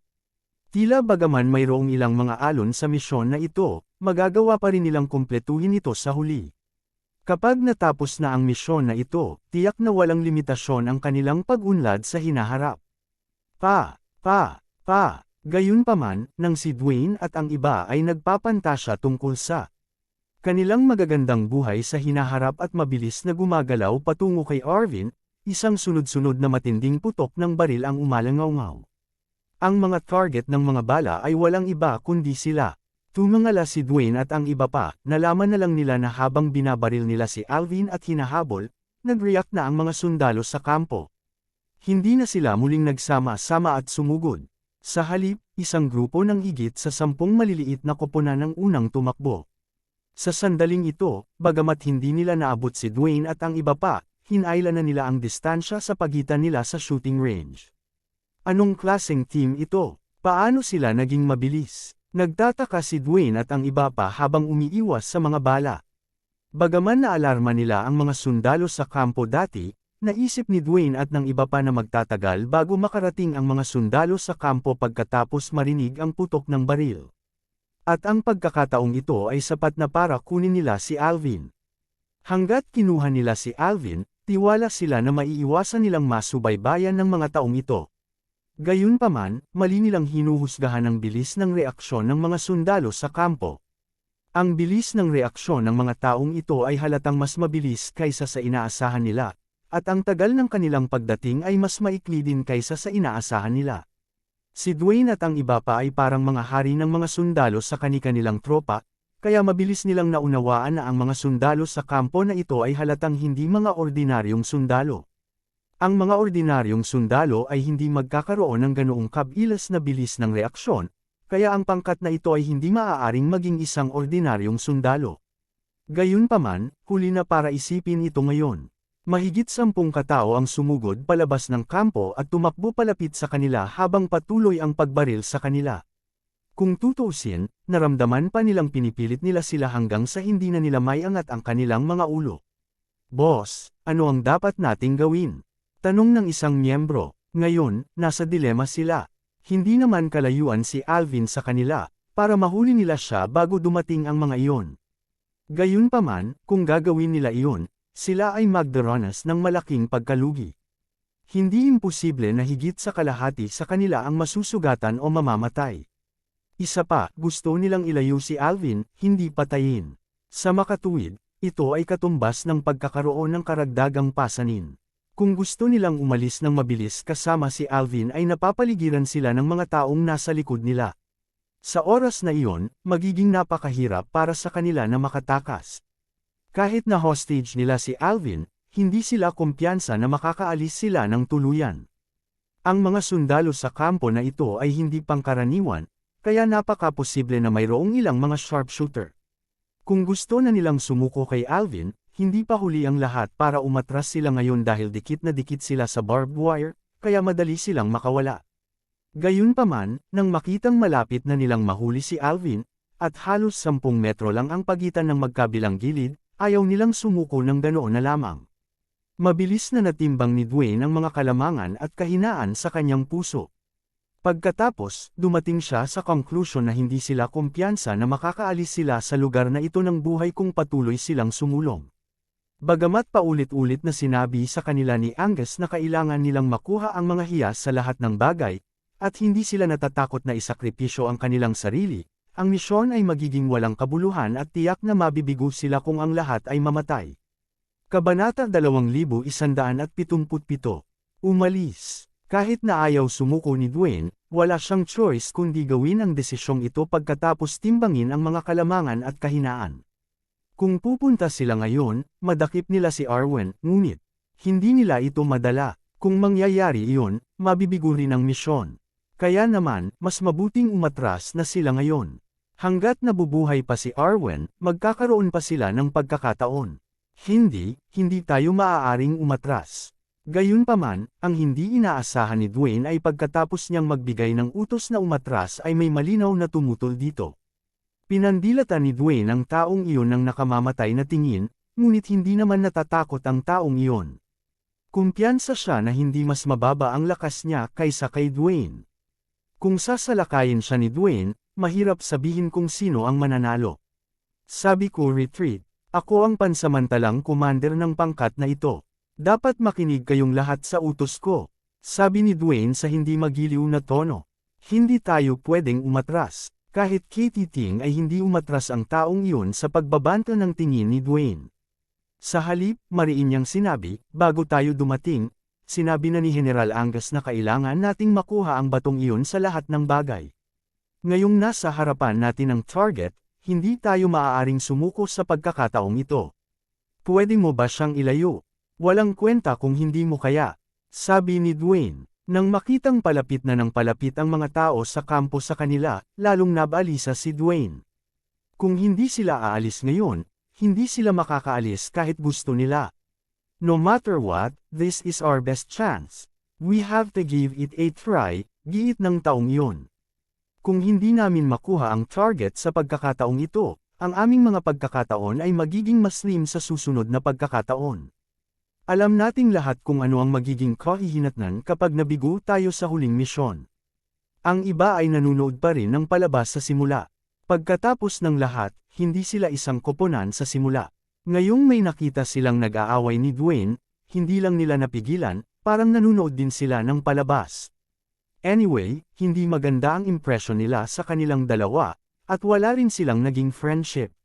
Gayunpaman, matapos marinig na binanggit ng tao ang mga kahihinatnan ng pagkabigo sa misyon, ang ilan sa kanila ay nag-alinlangan.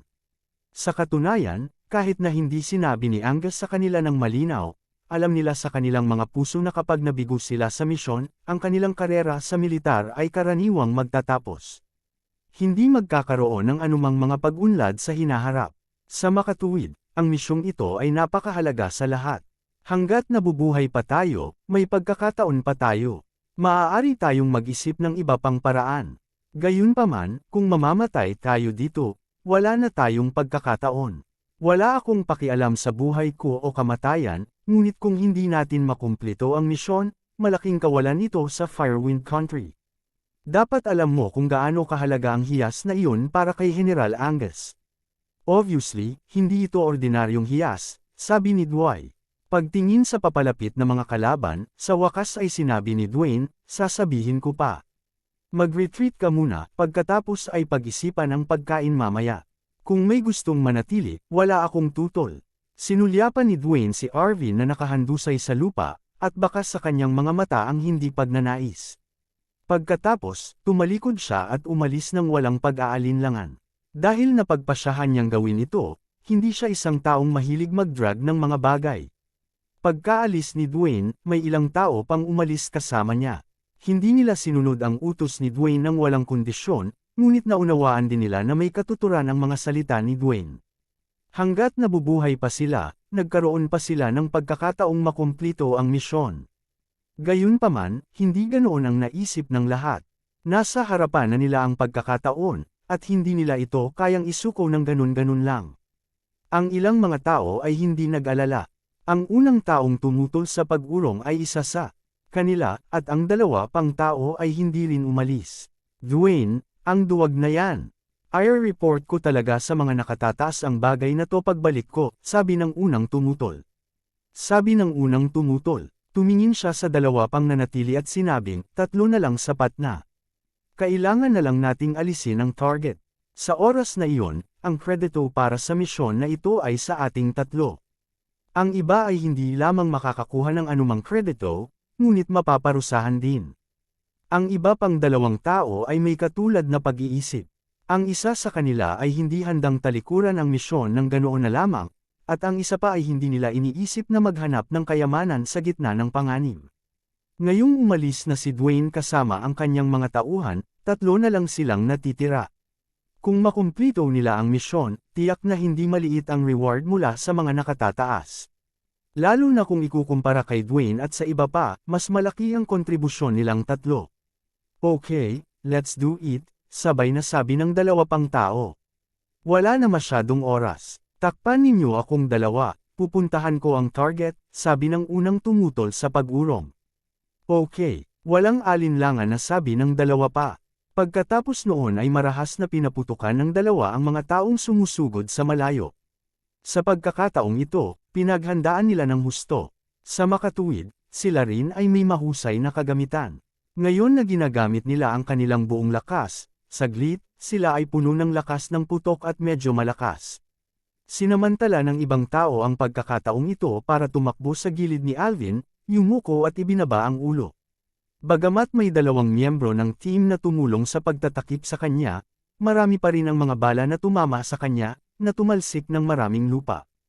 Ang taong iyon ay nagngangalit ang kanyang mga ngipin at tumakbo ng nakatikip ang kanyang ulo, hindi naglakas loob na huminto kahit isang sandali. Sa oras na ito, si Dwayne at ang iba pa ay nakaalis na sa barbed wire at nasa labas na ng kampo.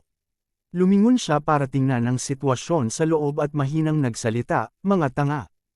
Halos mahuhulaan niya kung ano ang iniisip ng 3, pero sa loob-loob niya, hindi niya akalain na magtatagumpay sila. Ang mga sundalo sa kampo ay higit na makapangyarihan kaysa sa mga ordinaryong sundalo. Isa pa, may isang taong may mataas na kasanayan sa pagbaril na binaril din sila. Mahuli man nila si Arvin, ano ang magagawa nila? Maaari ba silang umalis ng buhay? Hindi akalain ni Dwayne na magtatagumpay silang 3, pero hindi agad siya umalis. Sa halip, tumingin siya sa gilid. Nasa labas na sila ngayon ng kampo, kaya mas madali silang umatras. Kaya naman, hindi niya naisip na magtagal pa.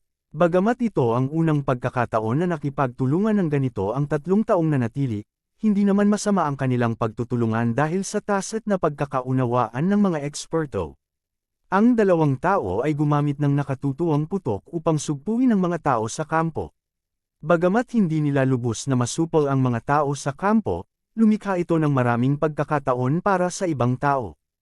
Ang ibang tao, ang unang taong tumutol sa pag-urong, ay talagang tumakbo sa tabi ni Arvin sa oras na ito. Nang makarating siya sa gilid ni Arvin ay kitang-kita niyang nabawasan ang mga bala na pumapatok sa kanya. Halatang natakot din ang mga tao sa kampo na aksidenteng masaktan si Arvin ng mga bala. Nang makita ang sitwasyong ito, tuwang-tuwa ang tao. Hinawakan niya si Arvin sa lupa, gusto siyang gamitin bilang bihag at pagkatapos ay umatras. Hanggat umalis sila sa lugar na ito, ang kanilang misyon ay higit sa kalahati ay natapos, at ang kanilang hinaharap ay magiging maliwanag. Sa oras na ito, nakatuon ang atensyon ng kausap sa mga sundalong kampo na humahabol sa likuran niya. Hindi niya masyadong pinansin si Arvin sa lupa. Kanina pa nakahandusay sa lupa si Arvin, humihingi ng tulong. Sa oras na ito, wala nang anumang banta. Kaya naman nang sunggaban ng taong iyon si Arvin ay hindi man lang niya nilingan si Arvin. Nakatingin pa rin siya sa mga sundalong nagkampo sa di kalayuan na palapit ng palapit. Gayunpaman, hindi niya nakita na nang hahawakan na ng kamay niya si Arvin ay may bakas ng bisyo sa maputlang mukha ni Arvin dahil sa mga sugat nito. Si Arvin ay walang mga magulang mula noong siya ay bata pa. Lumaki siyang kumakain mula sa daan-daang iba't ibang pamilya. Pagkatapos niyang lumaki, naging pulubi siya at kuhol. Bagamat mabait pa siyang tao, naging malupit din siya. Masakit nga ang mga sugat sa kanyang katawan, ngunit hindi ito umabot sa puntong hindi na ito makatiis. Ang dahilan kung bakit siya naging exaggerated noon ay dahil umaasa siyang darating ang mga tao sa kampo para iligtas siya ng mabilis, at pangalawa, dahil gusto niyang lituhin si Dwayne at ang iba pa. Ramdam ni Arvin na ayaw siyang patayin ng mga taong ito, ngunit gusto siyang hulihin ng buhay. Ito ay makikita mula sa direksyon na kanilang pinupuntirya. Kaya naman, naramdaman ni Arvin na darating si Dwayne at ang iba pa para hulihin siya, at nagkunwari siyang malubhang na sugatan upang mapababa ang kanilang bantay. Bagamat hindi niya alam kung ito ay magbibigay daan sa kanya upang makatakas ng ligtas, ito ay isang paraan para maprotektahan niya ang kanyang sarili kapag siya ay nasa panganib. Sa oras na iyon, hindi siya masyadong nag-isip at ginawa ang desisyong ito. At ngayon, tila naging epektibo ang desisyong ito. At least, hindi siya pinansin ng taong ito noong sinusubukan niyang hulihin siya. Ito na ang pagkakataon niya. Biglang naglabas ng punyal si Arvin sa kanyang baywang. Ang punyal na ito ay karaniwang ginagamit para sa pagtatanggol sa sarili. Dati, kapag siya ay nasa panganib at tinamaan ng mga bala, hindi niya nabubunot ang punyal na ito dahil alam niyang kahit bunutin niya ito ay hindi ito gaanong mapapakinabangan at hinding-hindi niya magagawang saktan si Dwayne at ang iba pa. Kaya naman, wala siyang balak na bunutin ito. Ito rin ang nagpagulo kay Dwayne at sa iba pa. Akala nilang lahat ay wala nang may pagtanggol si Arvin. Sa katunayan, si Arvin, na namuhay ng walang katiyakan mula noong siya ay bata pa, ay labis na nag-aalala tungkol sa pagtatanggol sa sarili dahil alam niyang wala siyang mga magulang o sinumang magmalasakit sa kanya. Kung hindi niya papansinin, malamang namamatay siya sa lansangan balang araw. Kaya naman, matagal nang nakaugalian na ni Arvin na magdala ng punyal. Ang ugali na ito ay hindi nagbago kahit noong siya ay nasa kampo ng militar. Tsaka si Bernard, na laging kasama niya, ay hindi man lang alam ang bagay na ito. Maliwanag na nagawa ni Arvin ang isang mahusay na trabaho upang ilihim ang bagay na ito. Kabanata 2178. Nang ilabas ni Arvin ang kanyang punyal, walang nakapansin dito, kasama na si Bernard at ang 3 pang miyembro ng team ni Dawn. Sa kanilang opinyon, si Arvin ay nasugatan ng husto at tuluyang nawala ang kanyang pananakot. Makakaasa lang siya kay Bernard at sa iba pa sa kampo para iligtas siya. Kaya naman, umasa na lamang si Arvin kay Bernard at sa iba pa sa kampo para makaahon sa panganib. Kaya naman, kinailangan ni Arvin na umasa kay Bernard at sa iba pa sa kampo para iligtas siya. Maging si Bernard ay ganoon din ang iniisip. Gayunpaman, naunawaan ni Arvin, na ulila na mula pagkabata, na mas mabuting umasa sa sarili kaysa sa iba. Kahit na mabait talaga ang kabilang partido sa kanya, baka hindi niya lubos na maasahan ang mga ito. Kaya naman, habang inaakala ng iba na si Bernard at ang mga sundalong nasa kampo lang ang maaasahan ni Arvin, naisip naman ni Arvin na makakaasa siya sa sarili niyang lakas para makaahon sa suliraning ito. Matapos bunutin ng punyal, bumungad sa mukha ni Arvin ang walang awan na tingin. Hindi niya pinansin ang sakit ng kanyang katawan at buong lakas niyang sinaksak ang miyembro ng koponan ng Fiery Wind Nation. Hindi na malaya ng taong iyon na ang pinakamalaking banta niya ngayon ay hindi ang mga sundalo sa kampo sa di kalayuan, kundi si Arvin, na walang banta sa kanya. Napasigaw ang miyembro ng pangkat. Agad niyang napagtanto na siya ay inatake. Gayunpaman, ang unang pumasok sa isip niya ay hindi si Arvin ang umatake sa kanya, kundi ibang tao. Gayunpaman, nang hindi niya namamalayan na tumingin sa kanyang tiyan, nakita niya ang isang punyal. Sa likod ng punyal ay may bahagyang maputlang braso, at ang may-ari ng braso ay ang tupa na hindi niya siniseryoso noon. Sa sandaling ito, hindi na namalayan ng mga tao sa paligid nila ang nangyari. Nang marinig nila ang sigaw ng team member, naisip na lamang nila na binaril ito ng mga sundalo sa kampo. Gayunpaman, hindi nila alam na ang taong ito ay hindi nasugatan dahil sa mga sundalo, ngunit dahil kay Arvin, ang taong napabayan ng lahat. Ang miyembro ng pangkat na iyon ay halatang katulad ng iba. Pagkakitang sinugitan siya ni Arvin ng punyal, natigilan siya sandali, at hindi agad nakalaban. Gayunpaman, hindi palalampasan ni Arvin ang ganoong pagkakataon. Habang tulala pa rin ang miyembro ng koponan, inilabas niya ang punyal at muling sinaksak ang sugat ng miyembro ng koponan. Sa pagkakataong ito, gumamit siya ng higit na puwersa at tumusok ng mas malalim. Isang sigaw na naman ang lumabas sa bibig ng team member na iyon. Gayunpaman, sa pagkakataong ito, halatang mas masakit. At saka, parang mas miserable pa. 2 beses na sinaksak sa parehong lugar. Kung sino pa man iyon, malubha na sana silang nasugatan sa oras na ito. Ang taong ito ay walang pagbubukod. Papatayin kita. Ang taong iyon ay isa ring walang awa na karakter. Sa oras na ito, nag-react din siya. Nang napagtanto niya na siya ay malubhang nasugatan at maaaring hindi makatakas, lalo siyang naging mabangis. Itinaas niya ang kanyang baril at handa nang barilin si Alvin. Sa oras na ito, wala na siyang pakialam sa misyon. Gulong-gulo na ang isip niya sa galit sa puso niya. Sabagay, hindi naman kalayuan sa kanya ang mga sundalo sa kampo. Originally, balak niyang hilahin si Arvin at umalis. Kung ganoon, magkakaroon pa rin siya ng pagkakataong makatakas. Lalo na sa tulong ng dalawa niyang teammates, pakiramdam niya ay makakaalis na siya ng ligtas. Gayunpaman, iba ang sitwasyon ngayon. Talagang nasugatan siya ng gusto ni Arvin na napabayan niya. Ito ang nagparamdam sa kanya na parang niloko siya. Bukod dito, sa kanyang malubhang pinsala, tiyak na magiging lubhang abala para sa kanya na lumipat. Naging napakahirap para sa kanya na tumakas mula sa lugar na ito.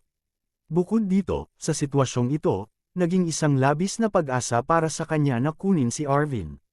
Sa pakiramdam na palapit ng palapit ang kamatayan, hindi na niya maisip ang misyon. Sa mga oras na ito, gusto lang niyang patayin ang taong nanloko sa kanya sa harapan niya. Napatingin si Arvin habang itinaas ng kabilang partido ang busel ng baril at itinutok ito sa kanya. Gusto niyang umiwas, ngunit wala siyang kapangyarihan. Malubhang nasugatan na siya. Upang patayin ang miyembro ng koponan na ito ngayon, gumamit siya ng maraming lakas upang lumala ang kanyang sugat. Sa oras na ito, napakahirap para sa kanya na lumipat. Hindi ko inaasahan na dito pa ako mamamatay. Napatingin si Arvin sa kabilang partido at walang magawa. Ginawa na niya ang lahat ng makakaya niya, pero parang wala na siyang mababago. Gayunpaman, sa sandaling ipinikit ni Arvin ang kanyang mga mata at naghihintay ng kamatayan, bigla siyang nakarinig ng isang tumutusok na tunog. Pagkatapos, naramdaman niyang may tumutulong na likido sa kanyang mukha. Nagulat si Arvin at nakita niya ang masamang ekspresyon ng kaharap niya. Gayunpaman, alam ni Arvin na ito na marahil ang huli niyang ekspresyon dahil nakita ni Arvin ang isang madugong butas sa kanyang noo. Maraming iskarlata na dugo ang umaagos mula rito. Binaril ang taong iyon. Bukod dito, ang posisyon ng pagbaril ay ang ulo. Matapos makita ang madugong butas sa ganoong nakamamatay na posisyon, alam ni Arvin na patay na ang taong ito. Mag-ingat ka, pupunta ako dyan. Sigaw ni Bernard kay Arvin mula sa di kalayuan. Si Bernard ang nagpaputok ngayon. Hindi niya malinaw na nakita ang nangyari kanina, pero simula pa lang ay binaril na niya ang taong iyon. Gayunpaman, ang taong iyon ay malinaw na hindi isang pangkaraniwang tao. Habang tumatakbo papunta kay Alvin, umiiwas pa rin siya. Dagdag pa nito, may 2 taong magtakip sa kanya, at kailangan niyang mag-ingat kay Alvin, kaya hindi na nagawang tamaan ni Bernard ang kabilang partido. Gayunpaman, sa hindi malamang dahilan, nang dumating ang taong iyon sa harapan ni Arvin, bigla siyang natigilan. Pagkatapos noon, ang kanyang mga galaw ay higit sa isang hakbang na mas mabagal kaysa dati. Hindi pinalampas ni Arvin ang pagkakataong ito. Bagamat hindi alam ni Bernard kung bakit naging ganito ang kabilang partido, hindi rin niya napansin ang sitwasyong ito at wala siyang balak na talikuran ang pagkakataong ito. Sa makatuwid, nang ipikit ni Arvin ang kanyang mga mata at hintayin ang kamatayan, tumpak na binaril ni Bernard ang miyembro ng koponan na iyon, na nagligtas sa buhay ni Arvin sa kritikal na sandali. Si Arvin, na naghihintay na sa kamatayan, ay tuwang-tuwa nang makita ang sitwasyong ito. Matapos niyang pasalamatan si Bernard ng ilang beses sa kanyang puso, hinayla niya ang walang buhay na bangkay sa kanyang harapan. Sa ganitong paraan, magkakaroon siya ng isa pang takip. Ang 2 taong responsable sa pagtatakip ng apoy sa likod ay hindi napansin ang kakaiba sa simula. Matapos makitang umabot sa tabi ni Arvin ang miyembro ng kanilang grupo, hindi na nila ito pinansin at naramdaman nilang walang problema. Itinuon nila ang kanilang atensyon sa mga kawal na lumabas sa kampo. Tutal, 2 lang sila, at maraming tao ang lumalabas sa kampo. Kung maglakas loob silang magambala sa sitwasyong ito, si kamatayan ang nililigawan nila. Paano na? Bilasan mo, hindi na tayo makakatagal. Masyadong malakas ang firepower ng kabilang panig, sigaw ng 2 tao sa direksyon ni Arvin habang nagpapaputok. Siyempre, hindi si Arvin ang kausap nila, kundi ang mga kasamahan nila.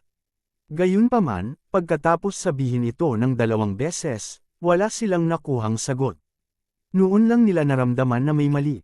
Nang tumingin sila sa direksyon ni Arvin, nakita nilang bumagsak sa lupa ang kasamahan nila. Nakahiga siya nang hindi gumagalaw sa lupa. Sa ganitong sitwasyon, halatang imposible para sa kanilang teammate na mahiga at matulog. Mabilis na napagtanto ng 2 na may nangyari. Matapos sumigaw ng 2 beses na sunod-sunod at walang sagot, naunawaan nilang patay na ang kanilang kasamahan. Hindi nila nakita kung paano namatay ang kanilang kasama, ngunit hindi nila ito ikinabat kay Arvin. Nadama nila na siya ay dapat na pinatay ng mga sundalo sa kampo. Sa bagay, ang daming lumabas ng camp, normal lang na may bumaril sa kanya. Ngayong patay na ang kanilang kasama, nahaharap sila sa 2 pagpipilian. Ang isa ay ang patuloy na manatili rito, hulihin si Elwon, at ilayo siya. Ang isa ay umalis kaagad sa lugar na ito at samantalahin ang pagkakataong makatakas bago dumating ang mga tao sa campsite. Malinaw, ang unang pagpipilian ay napakahirap makamit. Kung tumakbo sila ngayon kay Arvin, napakahirap para sa kanila na mabuhay. Bukod dito, nakaharang ang bangkay ng kasamahan nila kay Arvin kaya hindi nila nakita ang nangyari kay Arvin. Siyempre, hindi nila alam na hindi ito nagkataon. Kinaladkad ni Arvin ang bangkay para gawing panakip sa kanya. Kaya naman, isang pagpipilian na lang ang natitira para sa kanilang 2. Gayunpaman, kahit na pinili nilang umalis kaagad, hindi sila nang ahas na garantiya na makakaalis sila ng buhay. Originally, sa plano nila, hanggat nahuli nila si Arvin at ginamit bilang hostage, hindi dapat mahirapan silang umalis sa lugar na ito. Gayunpaman, hindi nila nahuli si Arvin, kaya wala silang hostage. Sa sandaling ito, ang mga sundalo sa kampo ay naalarma at hindi malayo sa kanila. Napakahirap para sa kanila na umalis. Umalis. Nagkatinginan silang 2 at sabay na sabi. Bagamat walang katiyakan na makakaalis sila ng buhay kung otres sila ngayon, tiyak na mamamatay sila kung nanatili sila rito. Sa kabilang banda, kung magmadali silang lumabas ngayon, maaaring hindi sila magtagumpay, ngunit at least may pag-asa pa rin. Kaya naman, hindi pinili ng 2 na hintayin ang kanilang kamatayan. Sa halip, pinili nilang labanan ito. Malamig na pinanood ni Dwayne ang eksenang ito mula sa paligid. Sa katunayan, ngayon pa lang niya nakita ang pagkamatay ng kasama. Gayunpaman, wala siyang balak na bumalik para tumulong. Hindi pinakinggan nung 3 ang utos niya dati kaya deserve nila. At saka, babalik man siya ngayon, hindi siya nang ahas na garantiya na may iligtas niya silang 2. Marahil, baka madamay pa siya. Sa makatuwid, hindi siya handa na kumuha ng panganib sa lahat. Kabanata 2179. Boss, ililigtas ba natin sila? May nagtanong kay Dwayne. Walang ekspresyong tumingin si Dwayne sa labanan sa harapan niya at sinabing, sa tingin mo ba may iligtas natin sila kung papasok tayo ngayon? Huwag kalimutan na ito ang aming misyon. Upang makumplito ang misyon, ang kinakailangang sakripisyo ay katanggap-tanggap. Malinaw, ang misyon ay mas mahalaga. Tsaka nag-order na ako ng retreat. Sila yung hindi umalis kaya hindi nila masisi ang iba. Panipi, then, manunood na lang ba tayo? Sinabi ng taong iyon, walang gagawin. Hindi, baka matulungan natin sila mamaya. Sabi ni Dwayne sabay ngiti ng malamig. Hindi naintindihan ng iba ang ibig sabihin ni Dwayne. Sinabi ni Dwayne na hindi siya papasok para iligtas ang 2 taong iyon. Bakit niya sinabing tutulungan niya sila mamaya? Hindi ba salungat ito? Sa sandaling ito, ang dalawang tao na nagpasyang lumikas ay agad na bumagsak sa lupa. Natural, ayaw nilang bumagsak sa lupa sa mga oras na ito, ngunit dahil halos magkasabay silang nabaril, bigla silang bumagsak sa lupa. Pagkahulog ng dalawang tao sa lupa ay tila nahihirapan silang bumangon. Gayunpaman, marahil dahil sila ay malubhang nasugatan, sinubukan nila ng ilang beses na hindi nagtagumpay. Sa oras na ito, ang mga tao sa kampo ay tumigil sa pagbaril at lumapit lamang sa kanila. Parang gusto nilang hulihin sila ng buhay. Hindi ito nakakagulat. Ang kanilang kampo ay inatake sa kalagitnaan ng gabi. Ang mga commander sa kampo ay natural na gustong mahuli ng buhay ang ilang tao. Gusto nilang malaman kung bakit sila pumunta dito at kung ano ang gusto nilang gawin. Sa makatuwid, ngayon na ang dalawang tao ay malinaw na nawalan ng kakayahang makatakas, natural na hindi na kailangang bumaril muli. Bang! Sa sandaling ito, biglang tumunog ang isang putok ng baril. Ang tunog na ito ay hindi nanggaling sa kampo, kundi sa labas. Ang pinanggalingan ng tunog ay kung nasaan si Dwayne at ang iba pa.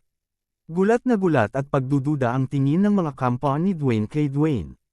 Hindi nila alam kung bakit niya ginawa ito.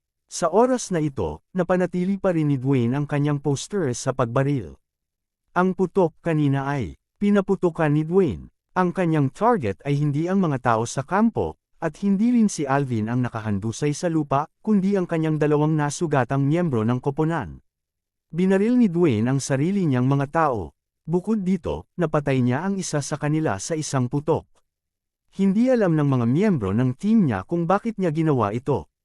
Buti naman kung hindi siya tumulong para iligtas sila, pero bakit niya binaril ang mga ito? Dahil lang sa hindi pinakinggan nilang tatlo ang utos niya. Sinusubukan ba niyang ayusin ang isang personal na sama ng loob? Sa isang iglap, iba ang tingin ng mga natitirang miyembro ng team kay Dwayne. Naging maingat at pag-alit sila. Kung ilalagay nila ang kanilang mga sarili sa kanyang posisyon, hindi nila nanaisin na barilin hanggang mamatay ng sarili nilang mga tao kapag sila ay nasa panganib. Huwag mo akong tignan ng ganyan. Ginagawa ko ito para tulungan sila, at para masigurado din ang pagiging confidential ng misyon. Tila naramdaman ni Dwayne ang mga titig ng mga miyembro ng kanyang koponan habang casual niyang sinabi, hindi na sila makakatakas. Kung hindi ako magpapaputok, isa lang ang posibilidad para sa kanila, at iyon ay ang mahuli ng buhay at maging bihag. Siguradong itatanong sila ng mga tao sa kampo para sa kanilang layunin na pumunta dito. Makakasiguro ka ba na tiyak na itikom nila ang kanilang mga bibig at itatago ang lihim? Natahimik ang lahat. Bagamat inisip nila ang kanilang mga sarili bilang mga mandirigma na may dugong bakal at tiwala sila na kung sila ay mahuli, gaano man sila tanungin ng kabilang partido, hindi nila ay lahad ang mga detalye ng misyon. Gayunpaman, ang kanilang koponan ay binuo sa huling minuto pagkatapos ng lahat. Hindi nila lubos na kilala ang iba, ni hindi sila nagtitiwala sa kanila. Hindi nila ito sasabihin sa kanilang sarili, ngunit sino ang makakagarantiya na ang iba ay makakayanan ang pagsubok? Kung hindi nila matiis ang pagpapahirap at isiniwalat ang mga detalye ng misyon, halatang hindi ito katanggap-tanggap. Kailangang malaman ng isang tao na paulit-ulit na binigyang diin ni Angus na kung ang misyon ay hindi matagumpay, kahit na sila ay mamatay, hindi nila maihayag ang mga detalye ng misyon. Sa makatuwid, kailangan nilang tiyakin na ang sikretong ito ay hindi malalaman ng mga tao ng Fengli Country. Bukod dito, ligtas pa rin sila sa ngayon. Sa madaling salita, nagkaroon pa sila ng pagkakataon na agawin muli ang mga gemstones. Kapag nalaman ng mga tao ng Fengli Country ang mga detalye ng kanilang misyon, tiyak na tutugan sila ng naaayon. Kung ganoon, mas magiging mahirap para sa kanila na agawin muli ang mga gemstones. Ang misyong ito ay hindi malayong mabaigo. Sa makatuwid, napakahalaga na panatilihin ang lihim.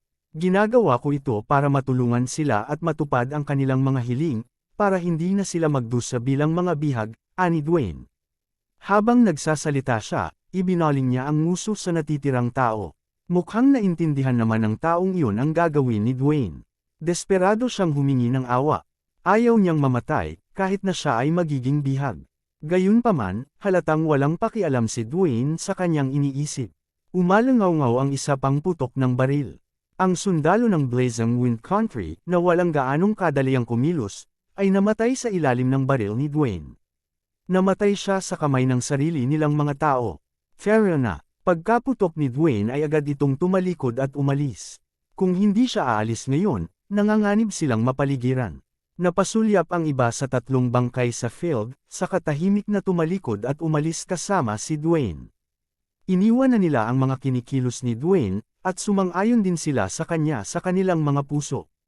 Ito rin ang dahilan kung bakit walang pumihil kay Dwayne nang magpapaputok na sana. Siya ng pangalawang putok. Kung sila ang nasa posisyon niya, baka ganoon din ang ginawa nila. Kung tutuusin, hindi naman sila ang pinatay. Tsaka may sense yung sinabi ni Dwayne. Ang pag-iwan sa kanilang dalawa na buhay ay magbubunga lamang ng pagdurusa. Walang ibang magandang kalalabasan maliban kung ipagtapat nila ang mga detalye ng misyon. Gayunpaman, hindi iyon isang bagay na nais nilang makita. Tsaka kung magtapat talaga silang dalawa, makasalanan sila. In a sense, tinutulungan talaga sila ni Dwayne. Dumating at mabilis na umalis si Dwayne at ang iba pa ng walang kaunting pag-aalinlangan. Hindi nagtagal, nawala sila sa labas ng barbed wire na bakod. Sa sandaling ito, dumating na si Bernard sa tabi ni Alvin. Tumingin siya sa namumutlang si Alvin at sinabing, "Kamusta ang pakiramdam mo? Saan ka nasaktan? Seryoso ba ito?" Panipi, bakas sa mukha ni Bernard ang pag-aalala at pag-aalala. Ito ang unang pagkakataon na nakita ni Alvin ang ganoong ekspresyon sa kanyang mukha. Kadalasan, mas poker face si Bernard. Hindi niya ito gaanong pinuri, pati na ang pag-aalaga sa kanya. Kaya naman uminit ang puso ni Alvin nang makita ang ekspresyon ni Bernard. Akala niya ay may pakialam pa rin sa kanya ang monitor ng klase niya. 2 beses akong binaril sa binti. Sobrang sakit, sabi ni Alvin kay Bernard. "Don't move. I'll get someone to carry you," simpleng sabi ni Bernard habang nakahawak sa sugat ni Alvin. Sa sandaling ito, sumugod na ang mga sundalo sa kampo. Ang isang maliit na bahagi sa kanila ay nanatili upang gamutin si Alvin at harapin ang 3 bangkay. Ang iba ay sumunod kay Dwayne at sa iba pa palabas. Mabilis na dinala si Alvin ng mga sundalo para gamutin. Hindi sumama si Bernard sa kanila. Sa halip, nanatili siya sa likod para tingnan ang 3 bangkay. "Old class monitor, may nahanap ka ba?" Sa sandaling ito, dumating na rin sa pinangyarihan ang pinakamataas na commander sa kampo. Lumapit siya kay Bernard at nagtanong, "Dapat kasabwat ang mga taong ito sa mga taong nakalusot sa kampo kanina," sabi ni Bernard habang nakatingin sa 3 bangkay sa lupa na tinipon ng mga sundalo. "Oh, so, galing din sila sa Blazing Wind Nation. Ang mga Maldita na ito mula sa Blazing Wind Nation. Iniisip ba talaga nila na pushover ang ating Fengli Nation? Na maaari silang pumunta at umalis ayon sa gusto nila?" Galit na sabi ng commander. Pagkatapos, malakas niyang sinabi sa mga kawal sa paligid niya, "Habulin mo sila. Dapat nating hulihin ang lahat ng mga bastard na iyon." Likas na sinunod ng mga sundalo ang utos. Gayunpaman, hindi nababahala si Bernard tungkol dito. Hindi man lang nagtaas ng ulo. Ito ay dahil, mula sa maikling palitan ngayon, ang mga taong ito ay hindi simple. Hindi man masama ang mga sundalo sa kampo, kulang pa rin sila kumpara sa kabilang partido. Dahil ang kabilang partido ay naglakas loob na kumuha ng panganib na makalusot sa kanilang kampo, halatang may kakayahan sila. Kaya naman, ngayong nakaalis na ang kabilang partido, hindi naisip ni Bernard na maabyutan niya sila. Siyempre, hindi napigilan ni Bernard ang mga sundalo sa paghabol sa kanila. Paano kung nahuli sila? Kung tutuusin, may mga nasugatan pa rin sa escaping team. Maaapektuhan nito ang kanilang bilis ng pagtakas. Old Class Monitor, ano sa palagay mo ang ibig sabihin ng mga taong ito mula sa Blazing Wind Nation? Bakit sila patuloy na pumapasok at ang kanilang mga mata ay nasa ating kampo? Pagkatapos mag-utos ng commander, tumalikod siya at tinanong si Bernard. Nagsalubong ang kilay ni Bernard. Sa katunayan, ito rin ay isang katanungan na siya ay tuliro tungkol sa. Sa loob ng maikling panahon, ang mga taong ito ay nakalusot na ng 2 beses sa isang hilera. Bagaman hindi nila nagawang mahuli silang buhay, malinaw na ipinaliwanag nito ang ilang bagay. Hindi inakala ni Bernard na ang mga taong ito mula sa Blazing Wind Nation ay patuloy na makakalusot sa kanilang kampo dahil sila ay naiinip. Malinaw, ang mga taong ito ay dumating na may layunin. Gayunpaman, hindi alam ni Bernard kung ano ang kanilang layunin. Sayang lang at walang nakaligtas. Kung hindi, baka may makuha akong impormasyon sa kanila, sabi ni Bernard sa sarili. Natural na narinig ng commander sa tabi niya ang sinabi ni Bernard. Alam din niyang hindi naiintindihan ni Bernard ang layunin ng mga taong ito mula sa Blazing Wind Nation. Casual lang siyang nagtatanong at hindi inaasahang may makukuhang sagot mula kay Bernard. Gayunpaman, bagamat hindi niya maisip ang layunin ng kabilang partido, nagpadala ang kabilang partido ng mga tao upang paulit-ulit na pumasok sa kanilang kampo. Talagang wala silang pakialam sa kanilang kampo at walang pakialam sa kanya bilang isang commander. Labis na ikinagalit nito ang commander. Gayunpaman, kahit nagalit siya, wala siyang magandang ideya. Sa mga oras na ito, tanging sa puso lang niya nadarazzle na sana mahuli ng buhay ng kanyang mga nasasakupan ang iilan sa kanila. Gusto niyang makita kung bakit paulit-ulit na pumupunta rito ang mga taong ito. Kabanata 2180. Tiyak na, tulad ng inaasahan ni Bernard, ang mga sundalong lumabas upang habulin sila ay bumalik lamang ng madaling araw. Gayunpaman, hindi sila nagbalik ng anumang mabuting balita. Ang mga taong iyon mula sa Blazing Wind Country ay matagumpay na nakatakas. Wala silang nagawang hulihin kahit isa sa kanila ng buhay. Hindi naman masyadong nagulat si Bernard dito. Kung tutuusin, naisip na niya ang sitwasyong ito noon pa. Gayunpaman, naramdaman ng commander na paulit-ulit siyang minamaliit ng mga tao ng Firewind Nation. Galit na galit siya at nagtantrum pa sa kampo. Ano ang pakiramdam mo? Tanong ni Bernard kay Alvin. Sa sandaling ito, silang dalawa ay nasa ospital ng kampo. Hindi kalakihan ang ospital, ngunit ang mga pasilidad nito ay napaka-advance at kompleto. Ito ay sapat na upang matiyak ang kalusugan ng maraming mga sundalo sa kampo. Hindi si Alvin ang unang nakahiga sa ospital na ito. Sa katunayan, hindi nagkamali si Dwayne at ang iba pa. Ito ay hindi isang simpleng kampo. Ang mga sundalo dito ay hindi ordinaryong sundalo. Ang mga taong ito ay inilipat mula sa iba't ibang recruit company. Lahat sila ay magaling sa iba't ibang aspeto. Ang pangkat na ito ay sinanay din ayon sa mga kinakailangan ng mga espesyal na puwersa. Sa makatuwid, ang bilis ng reaksyon ng mga sundalong ito ay natural na mas mabilis kaysa sa mga ordinaryong sundalo. Bukod dito, mas malakas din ang kanilang lakas. Siyempre, ang dahilan kung bakit sila ay mas malakas kaysa sa mga ordinaryong sundalo ay dahil, bukod sa kanilang pisikal na kondisyon, ang dami ng pagsasanay na kanilang natatanggap araw-araw ay hindi rin maihahambing sa mga ordinaryong sundalo. Nagdulot din ito ng madalas na pagkasugat ng mga sundalo sa kampong ito. Bukod dito, ang bilang ng mga nasugatan ay hindi maliit. Ito rin ang naging dahilan kung bakit napakaganda ng kondisyong medikal sa ospital ng kampo. At ngayon, nasiyahan din si Arvin sa ganoong advanced na medikal na paggamot, na mas mahusay kaysa sa kanyang nakaraang paggamot. Bago pumasok sa kampo ng militar, para makatipid, madalas na pipiliin ni Arvin na tiisin ang sakit sa halip na magpatingin sa doktor. Sa kanyang opinyon, iyon ay isang napaka-extravagant na bagay na dapat gawin. Siyempre, siguro dahil din dito kaya hindi nagkasakit si Arvin ng maraming beses noon. At ngayon, salamat sa kanyang kasalukuyang katayuan at isang mahusay na pinuno tulad ni Bernard, nasiyahan siya sa paggamot na tanging ang mga sundalo sa kampo ang tatangkilikin. Gayunpaman, kung may pagpipilian si Arvin, malamang na hindi niya pipiliin na tangkilikin ang mga ganoong advanced na pasilidad ng medikal dahil ito ay masyadong masakit. Mas gugustuhin niyang hindi masiyahan sa mga medikal na pasilidad dito kaysa maging tulad ngayon, kung saan ang kanyang mga binti ay naayos sa pamamagitan ng mga slab ng bato at nakasabit sa dulo ng kama, hindi makagalaw man lang. Masakit. Sa harap ng pagtatanong ni Bernard, walang itinago si Alvin, at hindi rin sinasadyang magpanggap na isang bayani.